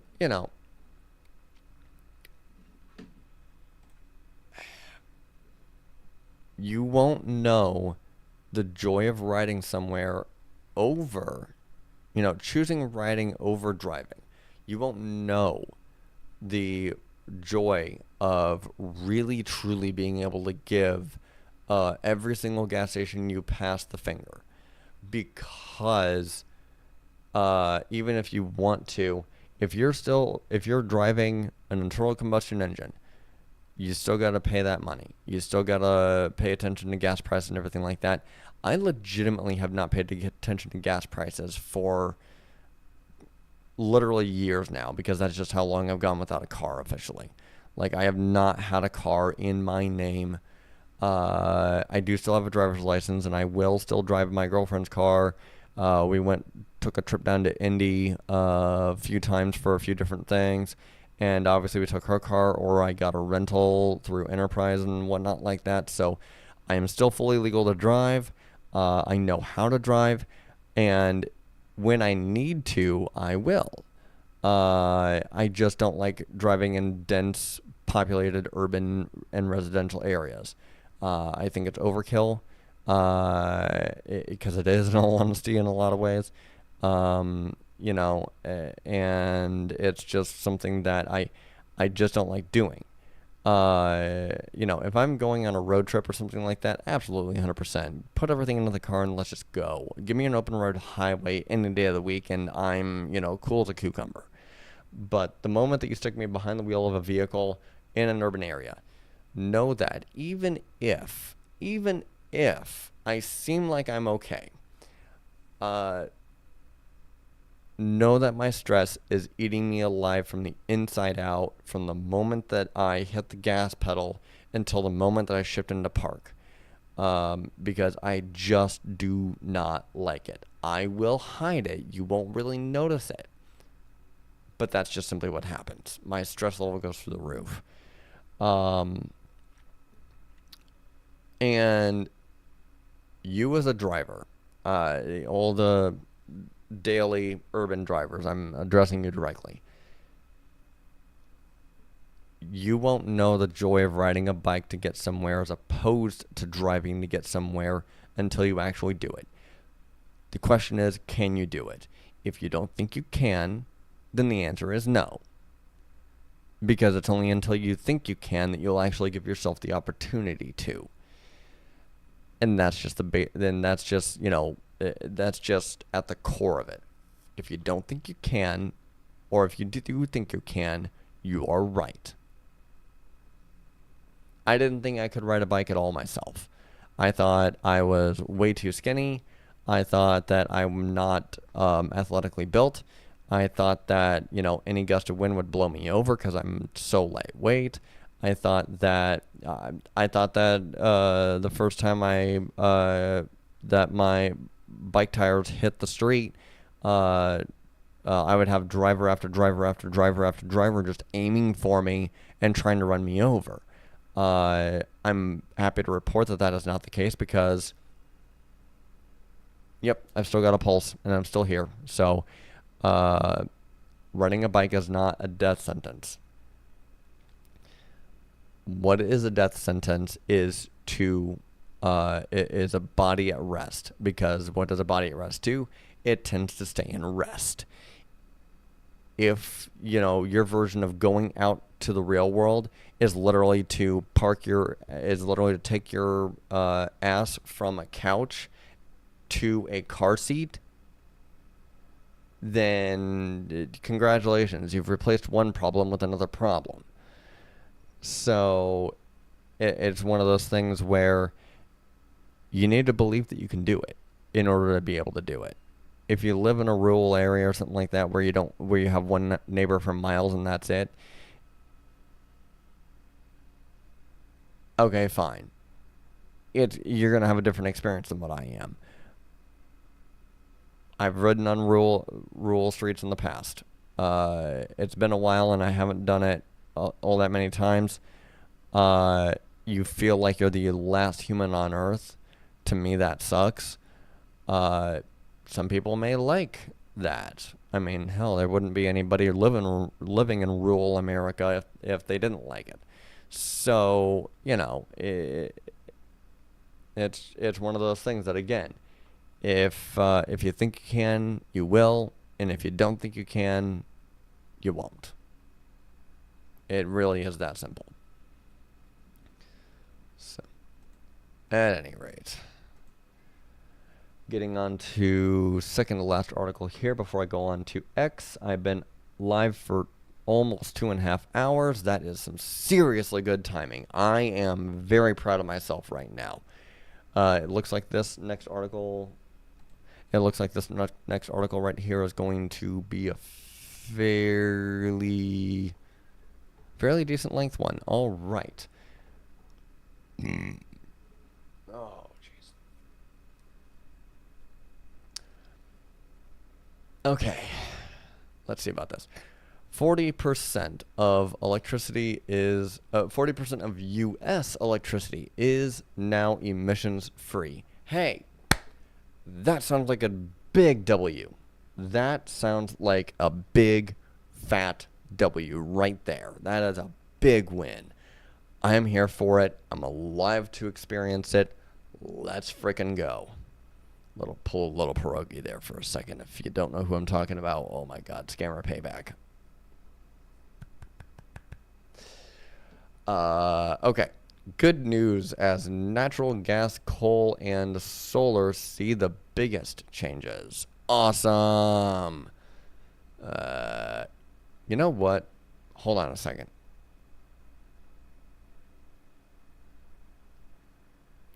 On the off chance that this article is a bad one, I'm going to go ahead and save the good news for the last. Yeah, I'm going to go ahead and switch on the off chance that this one is a bad one, because I already know, this one is a good article. This one is a positive article. I don't know about this one, so if this one winds up being a good article, then great. I just want to make sure that I'm saving the best for last. And we started on a good note too. So started on a good note, went a little sideways down a little bit of a rabbit hole in this thing, but we're ending on a good note. We're ending on a good article. So here we go. I'll blow this up a little bit here. Okay, yeah. New traffic laws bringing changes for California drivers in 2024. Okay, let's see what this is. It may just be a neutral article. I don't know. Again, this is another one of those articles that I literally just looked up and found across my Google News feed just before I went live. So let's see what this has. Let's see what this has to offer us. Can I go one more? I should not. I'm gonna keep it right there. All right, let's do this thing. The story has been updated to clarify the author's intent with Assembly Bill 256. This looks like legislation to me. Okay. San Diego. For California legislators, the state of the new year means a slew of new bills signed into law will go into effect, including more than a dozen new traffic safety laws impacting the state's some 27 million drivers. Okay. Some of the laws signed by Governor Gavin Newsom this year change how officers can interact with motorists in traffic stops, while others look to implement new safety programs as a way of addressing the problem of pedestrian deaths. Okay, yes. There are a few. There are a few new laws set to go into effect in 2024 that motorists should know about. Under the new law, a violation relating to registration sticker displayed on a vehicle's rear license plate can no longer be the sole basis for an officer to pull over a driver for enforcement action before the second month after the expiration of a vehicle's registration. Okay.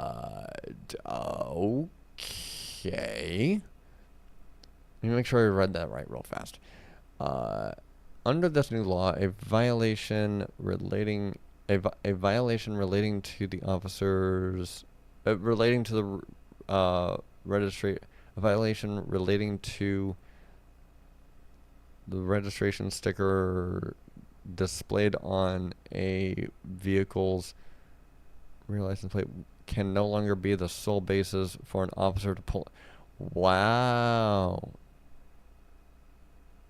Before the second month after the Okay. So,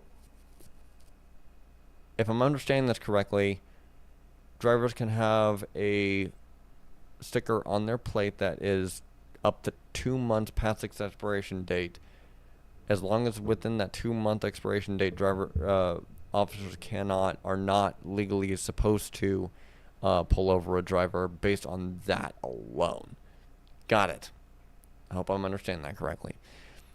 AB 256, authorized by Assembly Member, aims to delay costs incurred with regards to enforcement of expired tag violations, such as tickets, license suspension, or towing, that can have a devastating financial impact on a household.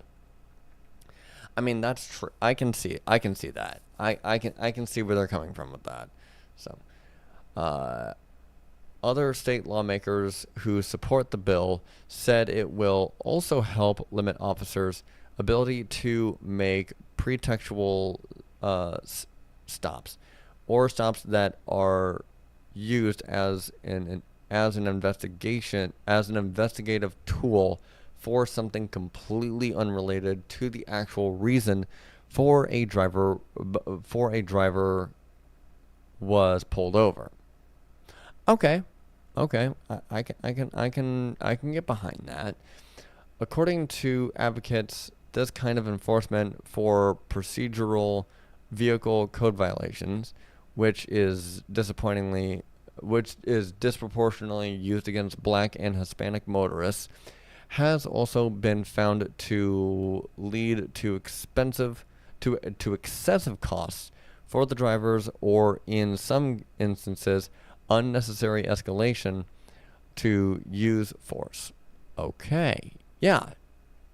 Absolutely. I wonder what their incentive for doing this was. And if that's really it, then that's really, really awesome. But I don't know. We're talking politics here. Whenever you're talking politics, somebody's getting paid to do this. Just putting it out there. The law will go into effect on July 1st, 2024, and will remain in place until January 1st, 2030. Okay. Barring any changes that move back the date in sunsets. Okay. Barring any changes that move back the date in sunsets. Okay. late registration fees from the Department of Motor Vehicles, and enforcement action following the second month after the tag's expiration will still apply. Okay. Okay. Can't win them all. Assembly Bill 925, vehicle removal expiration. Expired. Okay.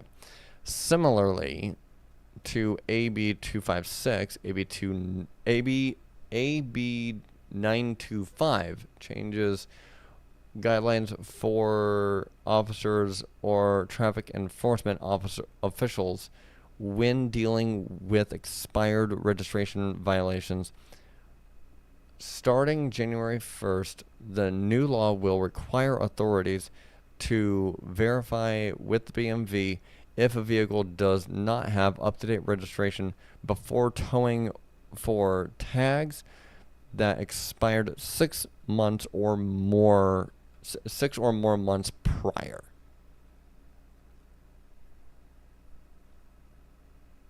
Okay. Okay, so yeah, that seems reasonable to me too as well. Right. Introduced by Assembly Member seeks to rise.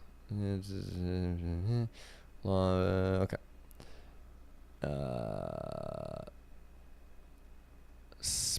Okay.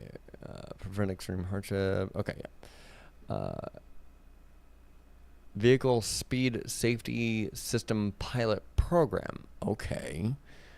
AB 645 would allow the cities of Los Angeles, Oakland, San Jose,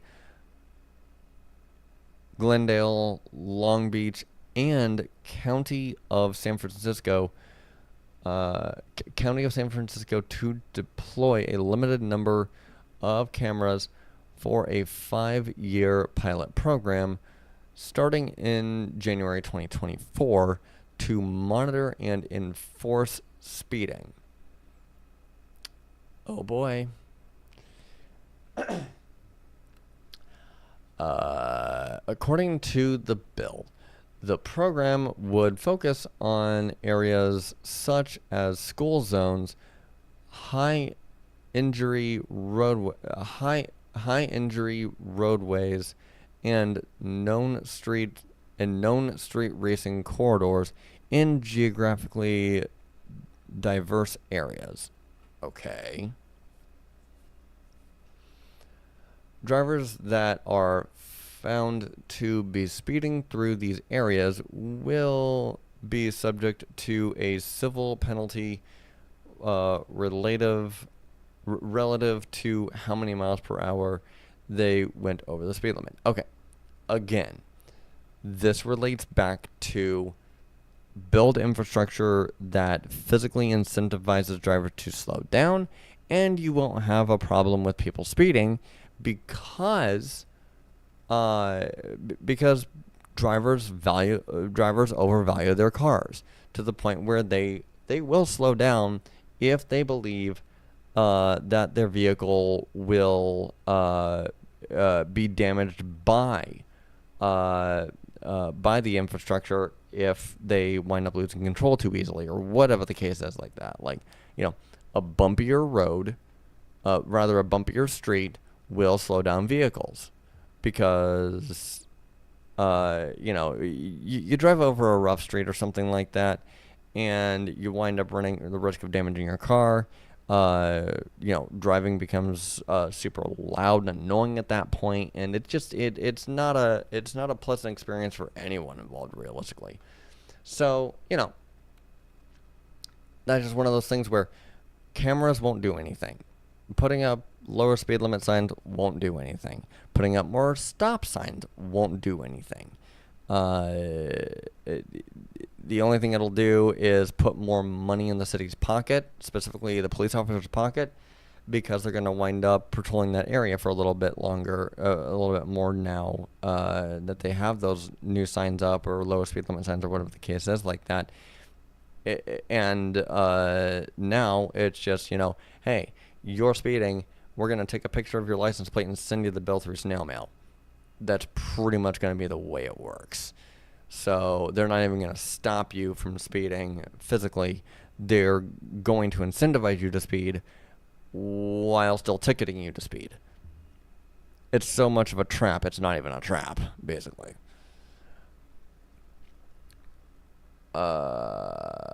Vehicles stopping, standing, and parking. Starting January 1st, AB 413 prohibits parking or stopping a vehicle along a curb at least 20 feet from a marked crosswalk or 15 feet from a curb where an extension is present. The regulation only applies to the sidewalks of the vehicle's approach to the sidewalk. Okay. According to the bill's author, Assembly will increase visibility at intersections through a strategy to reduce pedestrian fatalities called daylighting. Before 2025, the law enforcement is allowed to only issue a warning for a violation of this law, and would prohibit them from issuing a citation unless the breach of the law occurs in an area marked using paint or a sign. Okay, so here's the thing about that. And my reaction to this is going to be the fact that, again, this goes back to the idea of, we don't need more laws, we don't need more regulation, we just need people to respect how other people, the different methods in which other people want to commute or travel or move. This is not going to stop asshole drivers from being asshole drivers. It's just not. Put up bollards between the street and the sidewalk that are steel bollards, and you will see no drivers park on the sidewalk. You're not going to see drivers, it's for the same, you're not going to see drivers trying to, park on the sidewalk, run over the sidewalk to get around traffic or anything like that, if they don't think their vehicle can make it. And if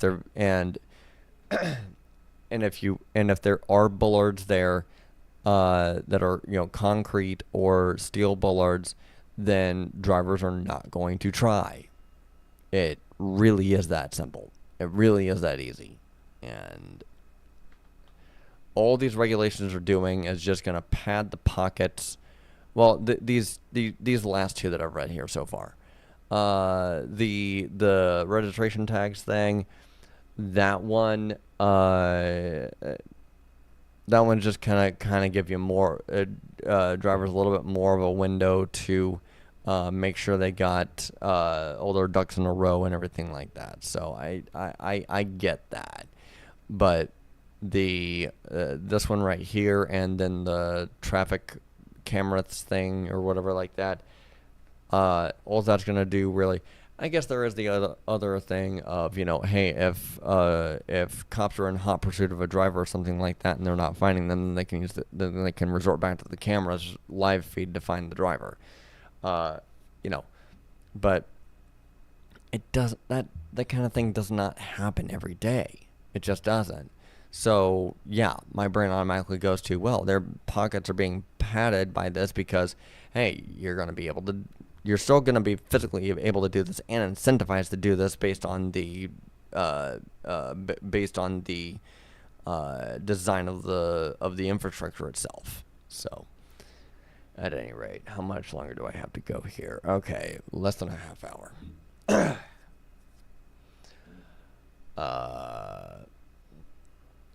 Cruising.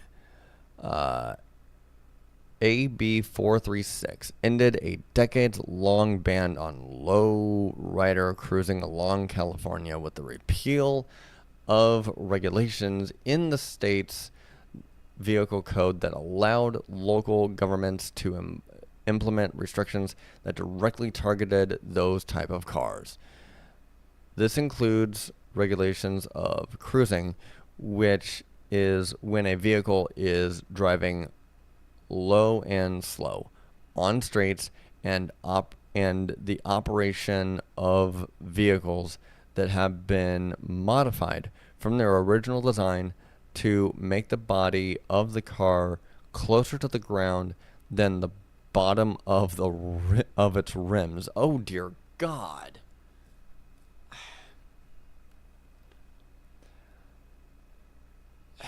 Lowrider communities fought for a long time to repeal bans on this type of driving, which emerged in Southern California's Chicano communities post-World War II. The new law is set to go into effect on January 1st, 2024, particularly impacting municipalities like Los Angeles, Fresno, and Santa Ana, where restrictions remain on the books.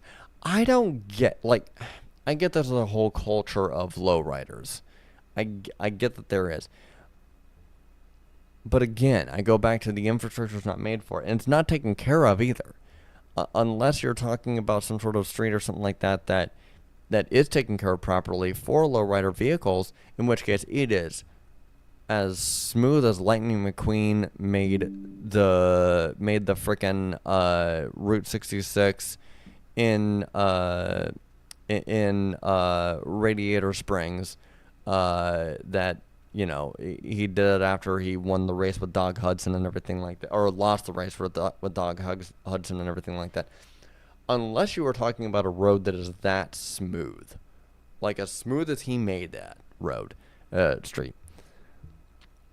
As soon as he made as smooth as he made that street, that was actually made for low and slow low riders, everything like that. That was actually made for it. But all the potholes and all of the just, you know, the cracks in the roads and the bumps in the roads and everything like that. If I had a lowrider vehicle, I would not want to ride over streets that are just they're just not made for it. Like, they've got so much. They need so much tender love and care at this point. It's ridiculous. So, if that's your thing, then fine. I hope you're finding some streets that are actually properly maintained, because from what I can tell, they're not. You know, if I'm wrong, then I'm wrong. That's fine, but I just don't see them. So, how much more do we got? Okay. Law enforcement officers will no longer be able to start a traffic stop by asking the question, "Do you know why I pulled you over?" Instead, the officer must state the purpose of the stop before asking any questions. Same goes for interactions with a pedestrian. A cop can pull over a pedestrian? Well, okay, never mind. Totally different subject. According to the text of the law, the only time that officers can skip stating the reason for the stop is if the officer deems it necessary to protect life or property from imminent threat. Okay. According to the bill's author, the new guidelines were created to reduce pretextual stops and de-escalate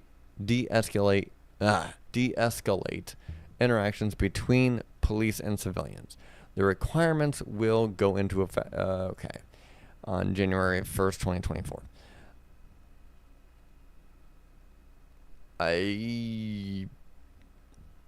I wonder how many people are going to know that and how many cops are going to try to sidestep that one. Let's see. only thing I have to say about that. Automobile dismantlers. Automobile dismantlers. Catalytic converters.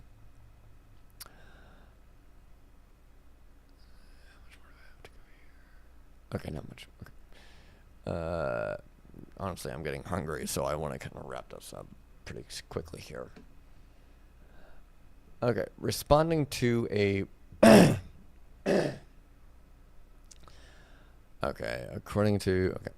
responding to a recent rise in catalytic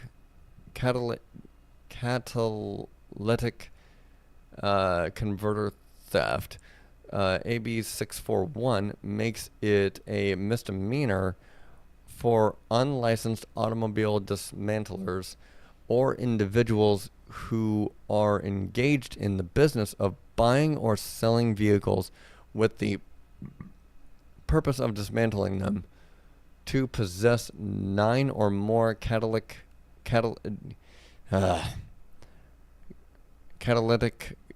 converters that have been cut from a vehicle.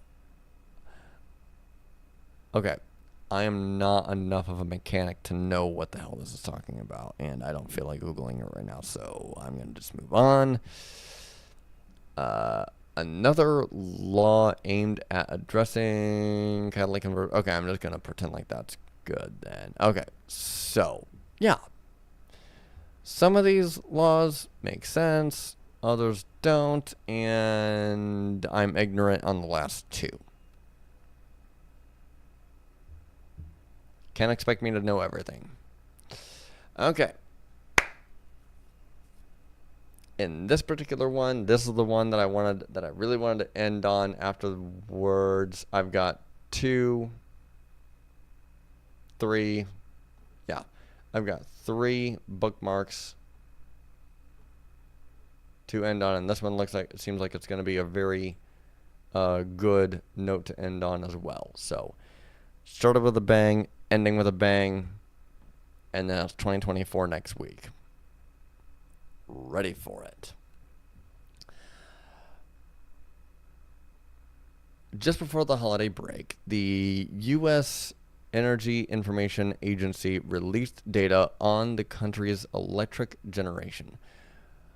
Because of delays in reporting, the monthly data runs through October. So it doesn't provide a complete picture of the changes we've seen in 2023, but some of the trends now seem locked in for the year. Wind and solar are likely to be in a dead heat with coal, and all carbon emissions free sources combined will account for roughly 40% of U.S. electric production. Yes. Tracking trends.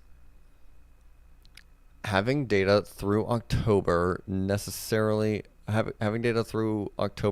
provides an incomplete picture of 2023. There are several factors that can cause the later months of the year to differ from the earlier ones. Some forms of generation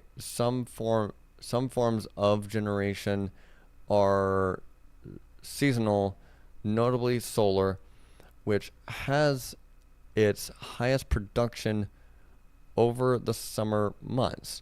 Weather can also play a role, as unusually high demand for heating in the winter months could potentially require that older fossil fuel plants be brought online.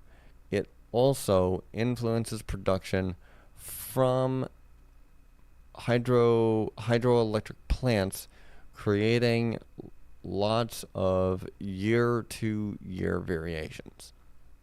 Okay, that's fair. All of that is totally fair. Finally, everything's taking place against a backdrop of booming construction of solar and natural gas. So it's entirely possible that we will have built enough new solar over the course of the year to offset the seasonal decline at the end of the year.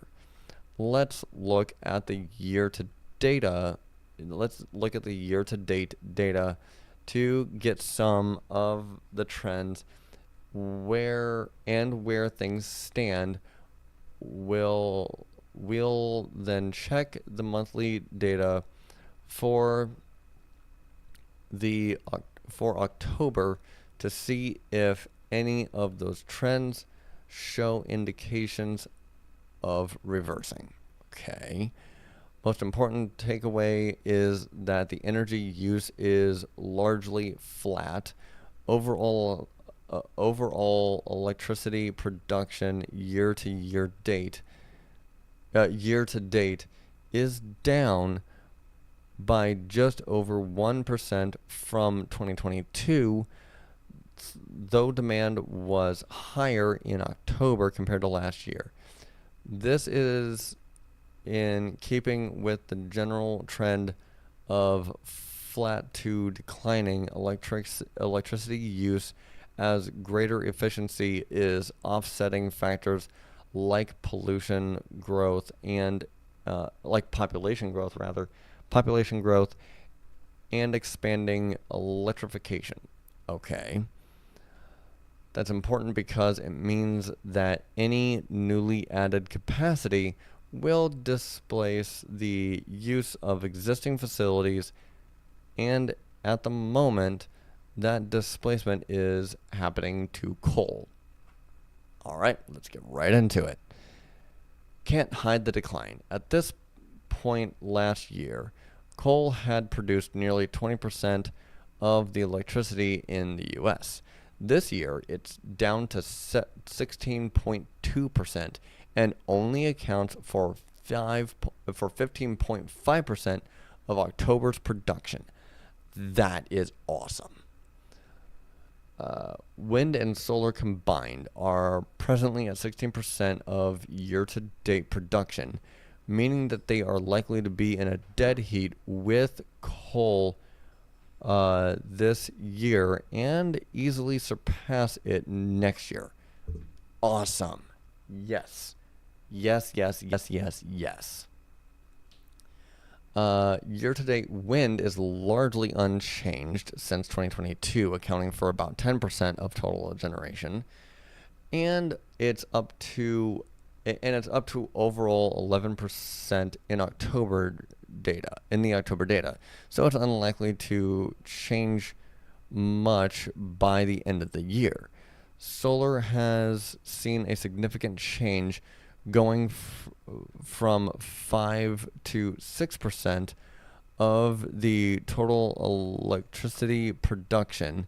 This figure includes utility scale generation and the EIA's estimate to residential production, and it's largely unchanged in October alone, suggesting that new construction is offsetting some of the seasonal decline. Okay, so largely unchanged. I can accept that. I can accept largely unchanged because at least it's not decreasing. Decreasing would be bad. But it remains unchanged. I'm going to assume that it has to do with, okay, so this is specifically talking about, let me double check myself here real fast.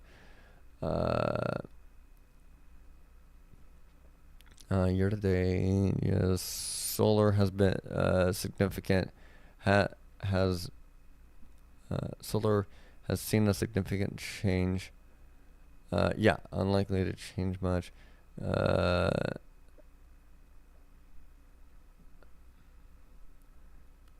It is largely unchanged and is up to 11%. Solar has seen significant. Where am I here?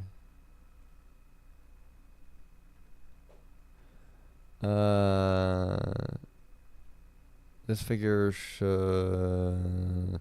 It's largely unchanged in November, suggesting the new construction is offsetting some of the seasonal decline. Okay. Uh, Wind and solar. Okay. Okay. Wind and solar. Uh,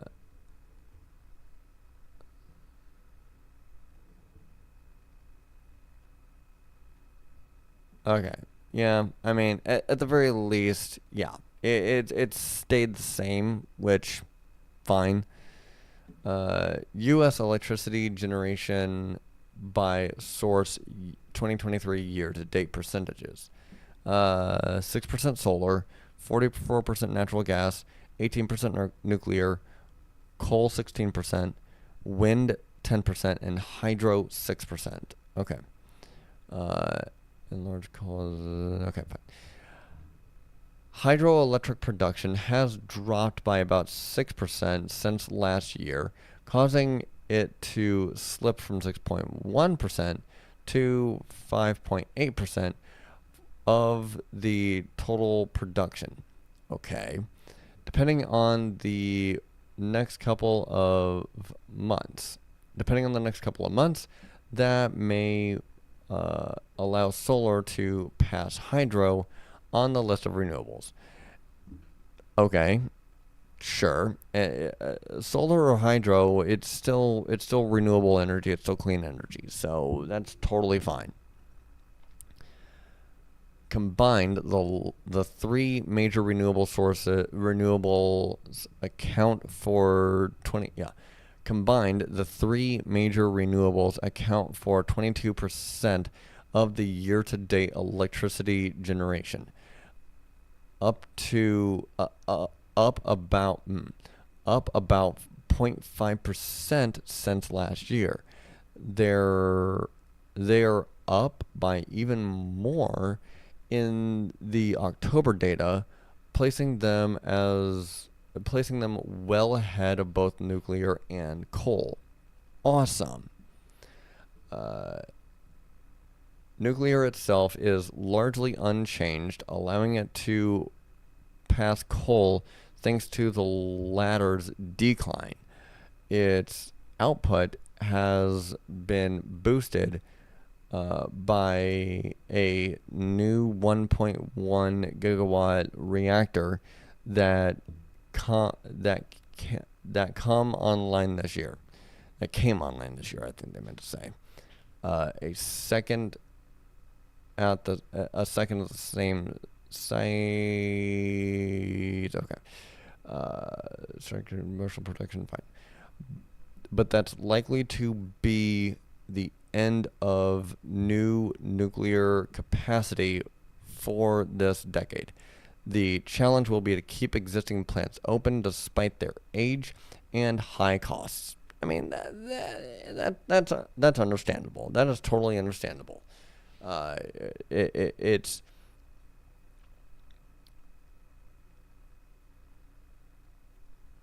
in some ways it can be really hard to start something going that's new, that's truly revolutionary. But just as hard to start it as is to keep it going. So that's totally understandable. If we combine nuclear and renewables under the umbrella of carbon-free generations, that adds up to nearly 1% since 2022, and is likely to surpass 40% for the first time. Cool. Awesome. The only thing that's keeping carbon free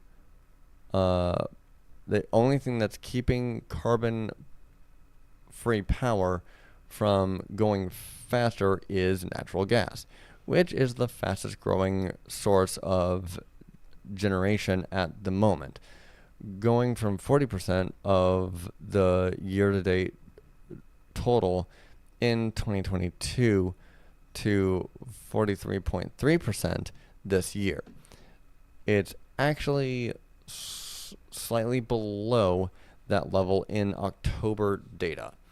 The explosive growth of natural gas in the U.S. has been a big environmental win. The explosive growth of natural gas in the U.S. has been a big environmental win since it creates the least particular pollution of all the fossil fuels, as well as the lowest carbon emission per unit of electricity. But its use is going to need to start dropping soon if the U.S. is to meet its climate goals. So it will be crucial to see whether its growth flatlines over the next few years. Outside of natural gas, however, all the trends in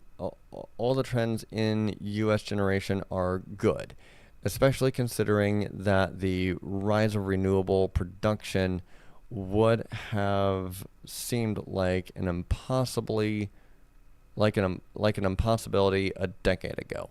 Unfortunately, the pace is currently too slow for the U.S. to have a net zero electric grid by the end of the decade. Well, some people will certainly think that. I prefer to be optimistic. I prefer to think optimistically, but prepare pessimistically. Right? Hope for the best, plan for the worst, and keep living my day-to-day life. So this is absolutely awesome news, and I hope to see it continue. I hope that I read another article down the road, maybe even from this same website, saying that we have that renewable clean energy has surpassed renewable clean energy production has surpassed fossil fuels and natural gas and CO2 emission and everything like that. I hope we get there, and I hope we get there within my lifetime. I think we will. I really think we will. We're already heading in that direction anyway, even if it takes the next decade or so. I've got time. We don't want to wait that long if we can help it, but I'm most likely to still be on this earth, vertical with a pulse, and experience this change. It's just been a really fascinating change to experience. It really has been. And I'm happy to be alive to see it. I genuinely am.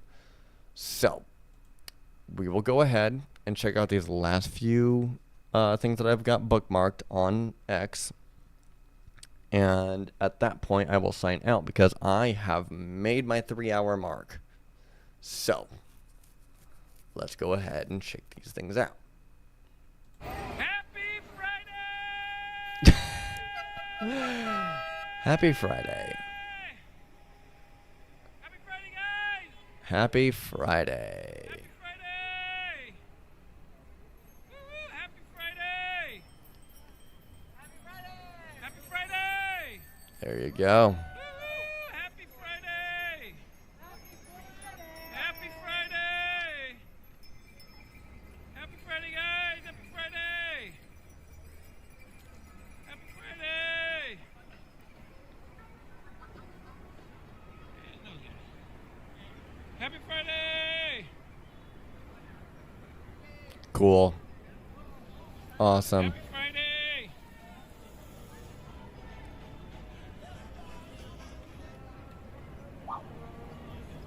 Happy Friday! Awesome. Absolutely. Could transit help Northwest Indiana? Yes. A thread. Okay. Let's go through this thread as fast as possible. Northwestern Indiana. Okay, let's see here what we got. The South Shore Line is an interurban rail line that runs from Chicago to South Bend through Gary and Michigan City. It used to be run down the middle of the street in Michigan City until 2022. Starting in 2022, the SSL started a double tracking project that would massively improve capacity and shave half hour off travel time to Chicago, thus ending the street running in Michigan City. New stations would be built in frequencies. New stations would be built and frequencies would be improved. Okay. However, the SSL investments are doing something great. It's revitalizing towns it runs through. It's revitalizing towns that it runs through. Michigan City is building a new high rise at its station with more possible development coming. Gary is also planning new development in its gutted downtown. Awesome. Check this out here real fast. Let's see what we got. That looks very nice.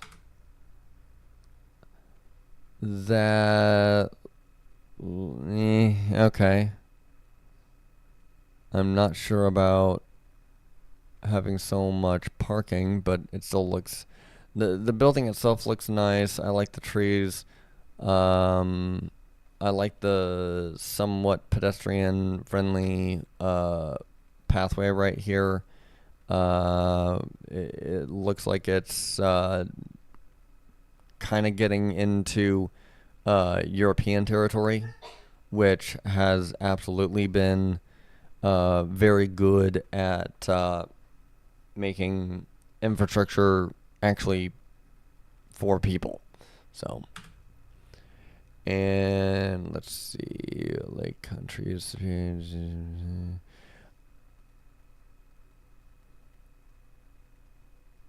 Okay. I'm not gonna lie, I've seen better, but this is probably, unfortunately, also still an improvement from what they currently have right now. So, yeah, okay.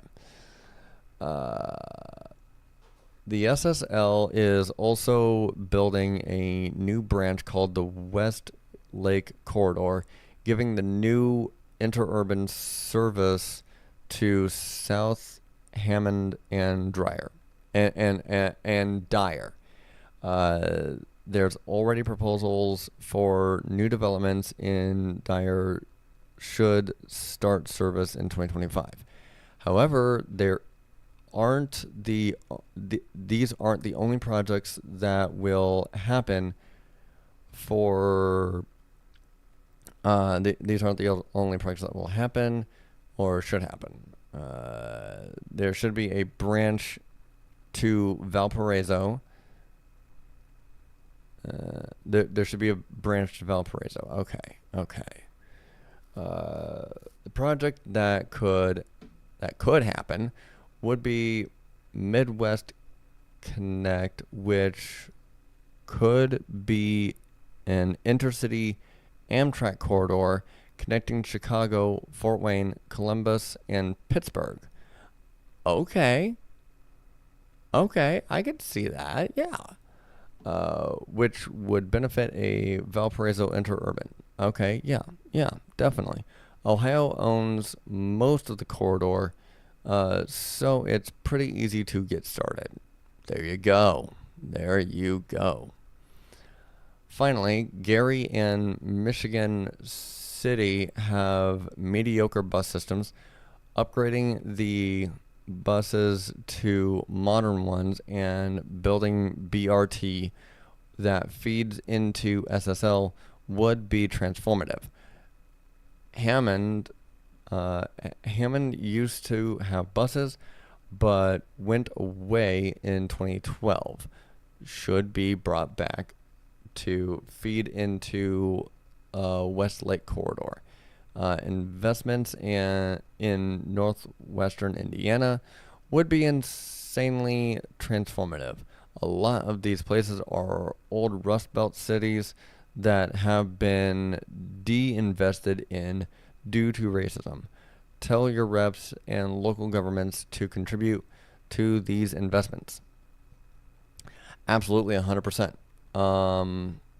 I am absolutely all for this. So, that's one thing that, if I want to take a day trip somewhere, like if I really wanted to take a day trip down to Indy, I would have to do a car rental.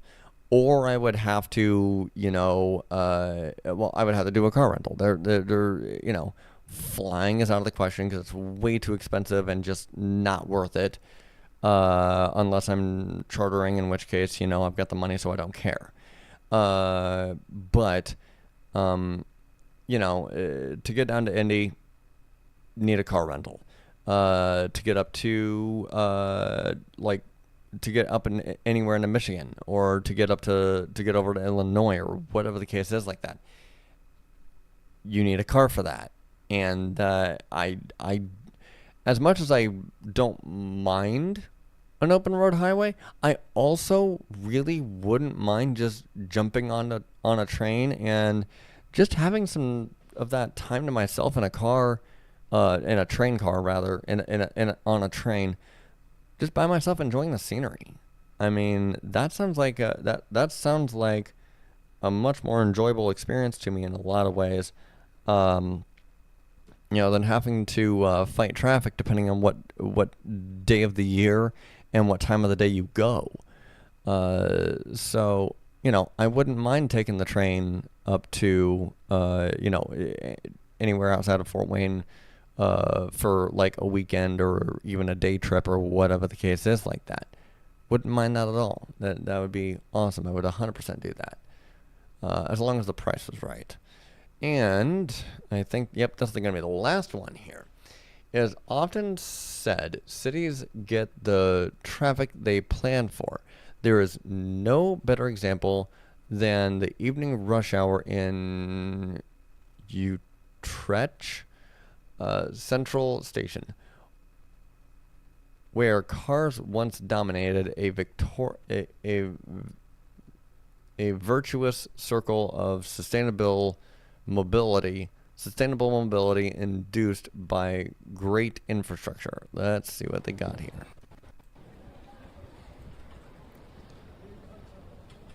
Oh, absolutely. That yes. Yes. Yes, 100,000%. Yes. Yes.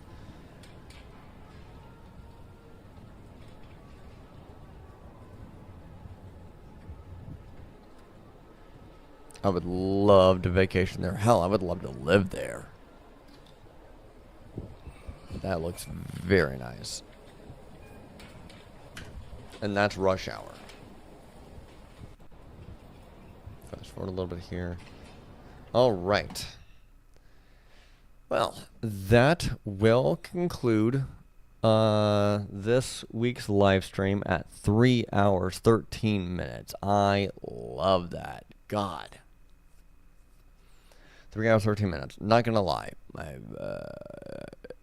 throat's a little sore right now because I've been talking this whole time, and I'm a little tired of hearing my own voice in my headphones right now.